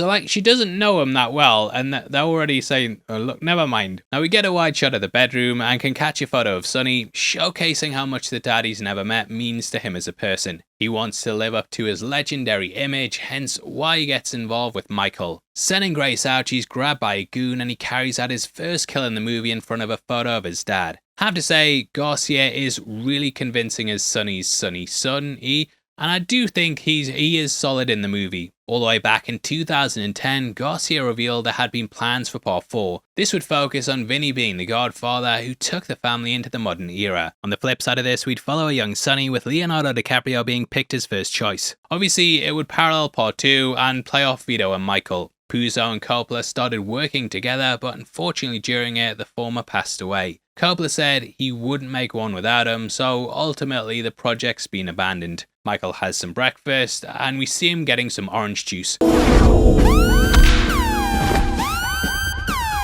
So on our last two breakdowns, we've talked about how orange is often used to signify death. I'm not going to go over every example, because look, there's like 2 other videos on it. I know this was denied as being intentional in Part 1. I felt that by Part 2, they had been doing it on purpose. I kind of feel like that's the same here as well, with there being oranges in notable scenes. Just before Altobello orders Michael's hit, he throws a kid an orange. We also have an orange that rolls on the table just before the helicopter shows up. Altobello also drinks orange juice, and Michael dies with an orange in his hand. Well, at least in the theatrical cut, but this again drops down and rolls onto the ground. Again, that scene has been retconned, but I do feel like the colours used throughout the movie for a reason. At this point, we get images of newspapers riffing off the montage of them from the first film. This was originally edited by George Lucas as he wanted to quickly convey the passage of time. Speaking of time, the Financial Times, they have a headline to the right that plays off real life. This was the assassination of Erin Eve, which was carried out by the IRA. That happened in 1979, mere months before the movie's set. Now from this point, the film gets kind of boring, with it really plodding along between two plots. On one side, you have Michael's finances and the time at the Vatican, and on the other side, you have the Jake Lloyd School of Acting. Why are you doing this? Why am I doing this? I'm a person, and my name is Anakin. Dad, I want this to bring me closer to you. Coppola, I feel like he just didn't really know what to focus on, and he was constantly trying to give Michael more and more. The issue is that we'd already told his story, and hearing about finances, it isn't that interesting. All the scripts before had one key characteristic, and that's that they all focused on the new blood. Here though, you can't really do that because they don't really have that interesting of a plot. So what you're left with is two stories that drag their heels and don't really go anywhere. Now at 42 minutes, we cut to the China Bowl. Ooh, dramatic. According to IMDb trivia though, this is actually the same spot that was Jack Dempsey's restaurant. This is the one where Michael was picked up in that very first film before he was taken away for the meeting at the restaurant. Altobello then tells him the other families are unhappy as he won't use Immobiliare to launder their money. Over at the Vatican, we hear a radio report in Italian, but the subtitles say the Pope's in ill health. Coming to a meeting, we then see several people in suits, which is clearly supposed to riff off meetings with the mob. It's Coppola subtly saying all institutions have corruption and perhaps conflating the fact that the mafia are also deeply religious. Even though there's the constant carrying out of sin, they still see themselves as being men of God. However, there's always someone above them, and we can see the church have their own dons. Cutting to another scene, we see the head sat down in a chair, which is clearly playing off Michael. To make things even more clear, he says, "It's not personal. It's only business." Now outside, Michael says, and this is a nod to the real-life Pope Syndicate, which Puzo wrote about in the book called The Family. These were the inspiration for the Corleones, with each character being a member of the family. Vito was based off Pope Alexander, with the kids also being based off the younger ones. Cutting back to New York, we see Vinnie showing Mary the Genco Olive Oil Company. This of course was in both the earlier films, with it being where Vito made his fortune. We then get a bloody great cameo from Catherine Scorsese. Mother of Martin, she also appeared in Goodfellas during the same year. Cutting to a helicopter flying over Vegas, this foreshadows the attack about to come, and it's at this point that he meets with the other heads. Corleone rattles off about how Zaz is on the cover of Time magazine, and that he's also Esquire's best dressed gangster. This is where we really linked it with Gallo due to him getting lots of unwanted publicity for the mafia. Heading out to calm him down, Altobello's out of the room for the helicopter attack. Just takes it a bit too much over the top in it when you've got a guy holding onto his lucky coat, shouting about it before getting hit. It just becomes a bit of a farce. The subtlety that there used to be in the hits, that's gone, and we've basically turned it into Scarface, which I do like, but yeah, it just feels out of place in this trilogy. Cutting to my guy peeling an orange, we also see a big bowl of spaghetti in a pan. This calls back to the first movie when it was Clemenza who showed Michael how to cook for a group of people. After delivering the pull him back in line, we then see Michael collapsing. In these moments, he screams out Altobello before then shouting Fredo. Altobello! Both were close characters that betrayed him, and it's in this he figures it all out. Now this is revealed to be due to his diabetes, which is something that has him rushed off to the hospital. Obviously, it's sort of similar to what happened with Vito, with the midpoint of the movie focusing on the character's ill health. Throughout the rest of the movie, his eyesight starts to fail, which is why he wears his sunglasses more often. Coppola wanted to have Michael being similar to King Lear, who also ended up going blind. At an hour 3 minutes, we see an establishing shot of the hospital, and you can also see the Corleone name on it. During the montage of the newspapers in Part 1, we also saw headlines saying a hospital had reached its funding goals. This was the one that Vito was looked after in, and it's likely being built off the back of that. Visited by Kay, the pair then begin to reconcile their relationship. She invites him to Sicily to see Anthony's opera, and he says that he's going to be there for it. Now originally, this was going to set things up for how the movie was going to go. Michael and Kay were going to become a couple again, and after the opera, we dissolved to a church. Here Michael would be gunned down, and then he'd die being held by Kay. This gunman ending was kept in the film, but they put it at the opera and had Mary die instead. Now when it was Winona, Mary was gonna live, but along the way Coppola decided on something different. I think that the new ending with Coda, that really highlights what he was trying to go for. Now this is a bit of a sensitive subject, but I do think when we go into it, you will kind of get more of an idea of why it is Mary dies. In order to do this though, we have to look at Coppola's real life and the tragedy that struck him during 1986. Coppola was out making Gardens of Stone and his son Giancarlo went for a boat ride with his friend Griffin O'Neill. Passing in between two boats tied with a tow line, this ended up decapitating Giancarlo. Coppola was completely destroyed, with Griffin being charged with manslaughter. Giancarlo's fiancée was pregnant as well, with Francis seeing firsthand what his son's absence had led to. I think due to it also being his film set, you know, it's probably not a massive stretch to imagine he felt guilt at some point. You know, that isn't the case, but look, we've all got someone that we've lost and have had a feeling of guilt over it. I personally believe that Coppola knew firsthand that losing a child was a fate worse than death, and this is why he switched it to being Michael that lived. Losing Mary is the worst thing that could happen to him, and he spent the next 20 years alone and miserable. And that's obviously not spelled out, and I think it's something you can take either way. However, Pacino was very pissed because he'd obviously signed on thinking that Michael was going to die. Michael's funeral was even written and rehearsed, but in the end, they just didn't shoot it. I think it shows though that they didn't really have this movie locked in, and they were constantly going back and forth and changing their minds. These days, movie delays are pretty commonplace, and I think they should have just given Coppola more time. He could have hashed out the script and maybe convinced Duvall to come back, but yeah, the guy had a deadline. He also said on the commentary that they didn't have time to do a lot of takes with Sophia, and that's why we get stuff like, I love you, cuz. I love you too, cuz. Cutting to a parade, we get a play off the one in Part 2. There Vito used it as cover to kill Panucci, whereas here it's a hit on Zaza. Shot against the glass, this is similar to one of the kills on the Five Families during Part 1. Cutting to Michael, he's furious they made the hit, and Connie's there too. In the theatrical, we did get a scene where she was revealed to be planning it, and for this movie, she really stepped up to the mark. Now they'll fear you. Maybe they should fear you. In the past, she had been shoved out of the business, but here we see her becoming a real Corleone. It sort of shows how the life corrupts everything it touches, and in the end, she falls just as much as Michael.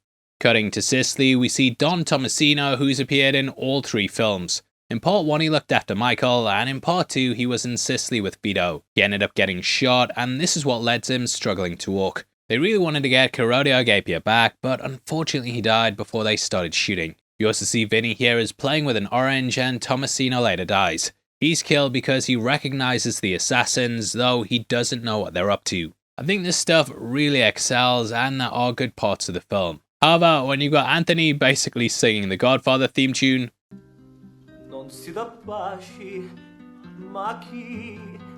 just takes you out of it a bit, mate. Now, it turns out this was Michael and Apollonia's song, and we see him putting on his glasses. This, of course, then happens again at the end of the movie when we see him doing the same thing. It's clearly showing the heartbreak he's hiding, and it is a nice character touch, even though the song's weird. I really love him.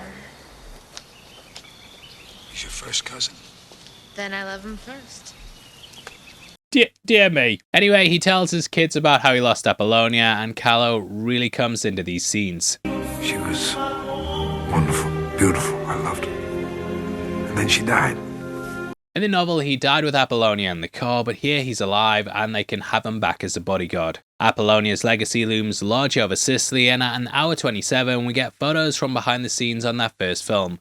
Michael does what Vito did with Luca Brasi, and he tells Vinny to go and say he wants to work with Altobello. The conspiracy stuff I think works, and Vinny's drafted into the inner circle, saying he wants to run away with Mary, but Michael won't allow it. It actually allows the cousin thing to come together in a solid way. I think the relationship itself is just something that falls flat, and we're obviously, all kind of laughing about how badly it plays out because of the incest stuff and the acting. Here he's properly introduced to Lucchesi, who is based on Guido Andreotti. This ex-Italian prime minister was a controversial figure, with him being suspected in a number of different things. That included assassination attempts on rivals, and he was even put on trial for his association with the mob. Labelled the trial of the century by the Italian press, this saw his connections to them being blown wide open. Gilday was also based on Paul Marcinus, who has refused to open up about any of his dealings. Mixed in with that is Michael asking for orange juice and candy bars from the future Pope, which I think is all stuff that takes away from the main thrust of the plot. What it does though is it allows for some character moments with Michael confessing his sins. We see Michael doing it through the gap between the pillars, with the future John Paul on one side showcasing the divide between the two. It also creates the idea it's a confessional booth, and Michael really opens up about his mistakes throughout the trilogy. Al Pacino massively disagreed with this though, and he felt like Michael wouldn't regret anything. He said he knew it had to be done, and thus he wouldn't look back on it wishing otherwise. The next day, the Pope dies, and on this watch show I was like, did the Mafia do that? They didn't, but it's a thing. Now next we meet the assassins Sparra and Mosca, who have been charged with taking out Michael. Kay comes in on a train, and this reflects the departure of the Corleones at the end of Part 2. Michael also presents his son with a drawing from Part 2, and the home of Sicily is where the family come back together. Kay and Michael tour Corleone, and we see the church that's appeared in all 3 films. This is where Michael went to in Part 1 for Sanctuary, and it's where Vito fled from at the start of Part 2. It's here that we also get a puppet play, which has a lot of symbolism. Puppet strings have been used throughout the franchise, with them even appearing on the logo. They show who's in control, with Michael holding them metaphorically. The play itself also has a father stabbing his daughter in the heart, with Mary being shot there at the end due to her father's actions. The puppet looks a lot like Sophia, with this foreshadowing the death at the end. Death seems to surround the character, and he takes him back to where he and Apollonia lived. He confesses his love to Kay and says he wants her back, and I think in this place of loss, he feels like he realises everything she meant to him. She finally accepts his love and reciprocates it, but fate always gets in the way. Michael confesses that he didn't want to become his father, but in trying to avoid it, he always ends up on that path. This is a chance for him to move in a new direction, but Tomasino's death, it ends up changing things back. Obviously, he has to strike back, and Kay quickly realizes this. Framed standing in a doorway this time, she ends up leaving rather than the door being closed on her. It's shot almost exactly the same as that scene from the end of Part 1, with conspiracies being discussed with Michael. This time though, she walks away, thus showing that she's made the choice. It's really well put together, and from here we go into the anointment of the new Pope. At this point we get newspaper clippings showing the investigation into the bank. This includes the disappearance of Kinzeg, who was based on Roberto Calvi, the managing director of the Bank of Milan. He was found dead in London with $15,000 in his pocket. This was initially deemed as being self-inflicted, but I don't know if you walk around with that amount of money and then do that. Eventually, this led to a murder trial in 2005, with 2 Sicilian gangsters being convicted for the death. However, it has to be said that these convictions were overturned in 2007. This is why there's 2 attackers at 2 hours 17 though, with them both suffocating the character. In the movie, we hear he was last spotted leaving the Vatican with a large sum of cash. In real life, Calvi was said to have stolen $1.25 billion, which back in the 70s, insane amount of money. Insane amount of money now, but back then, sheesh. Vinnie then tells Michael of what he learned with Altobello, and he inducts him into the family on the agreement that he leaves Mary alone. In the lead up to this, Michael tells Vinnie to tell him quickly, and according to IMDb Trivia, this is a nod to when Tom Hagen said to Jack Waltz that the Don insisted on hearing bad news straight away. In what's a replay of the end of Part 1, we see his ring being kissed, not like that, and then the theme plays over the top.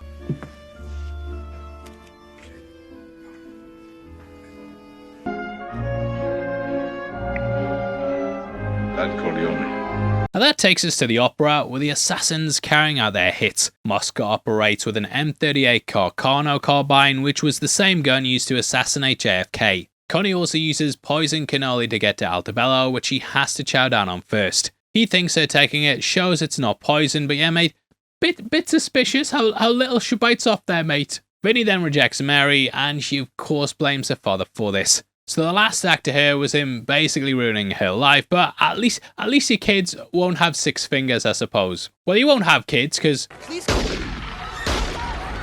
But you know what I mean.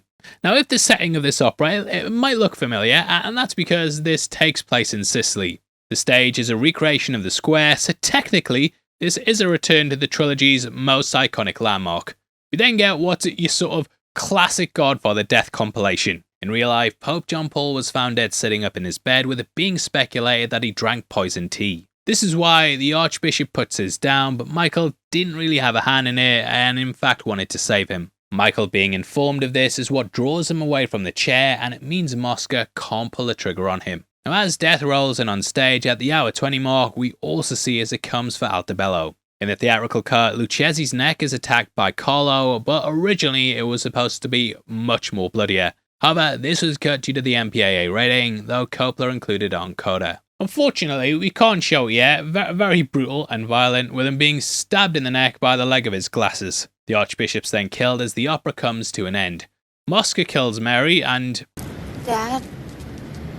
Dear me. Anyway, we see Michael's screams, which are drowned out by the music. Now this was done for a stylistic reason, in which it was supposed to mirror the first film. In the restaurant when Michael carries out his first murder, the noise is drowned out by the sound of a subway train. It was thought that his original sin was silent, and thus the ultimate price of it should be silent too. This is one big butterfly effect that led out from that moment and ultimately cost him the life of his daughter. We join him sat on his own in what the commentary tells us is 1997. Having lived a long life full of misery, he thinks back on it before we then fade to black. Makes you look back on the film, and though I think it has good parts in it, it also has some really bad ones. Nominated for several awards, the only one the movie picked up was Sofia Coppola's Brasi. Now though it got nominated for Best Picture, I kinda think the Academy just did what they normally do, which is just decide the nominees based off reputation, and both it and Goodfellas lost out to Dances with Wolves.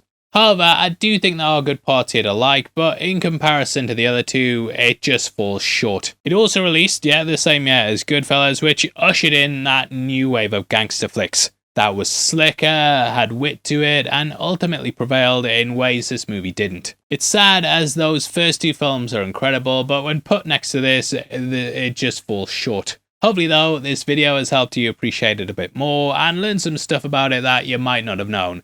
If it has, then please hit the thumbs up and drop your thoughts on it in the comments below. Now speaking of Goodfellas, I'm putting that on the list of movies we're going to get to. We just have a couple more before that. Firstly is Alien Resurrection, which will close off our Alien rewatch. We're then going to start The Matrix and do The Wicker Man as well, which I feel bad because we do keep delaying it. However, it's all purely down to copyright reasons and just getting in trouble off lawyers, but those are coming.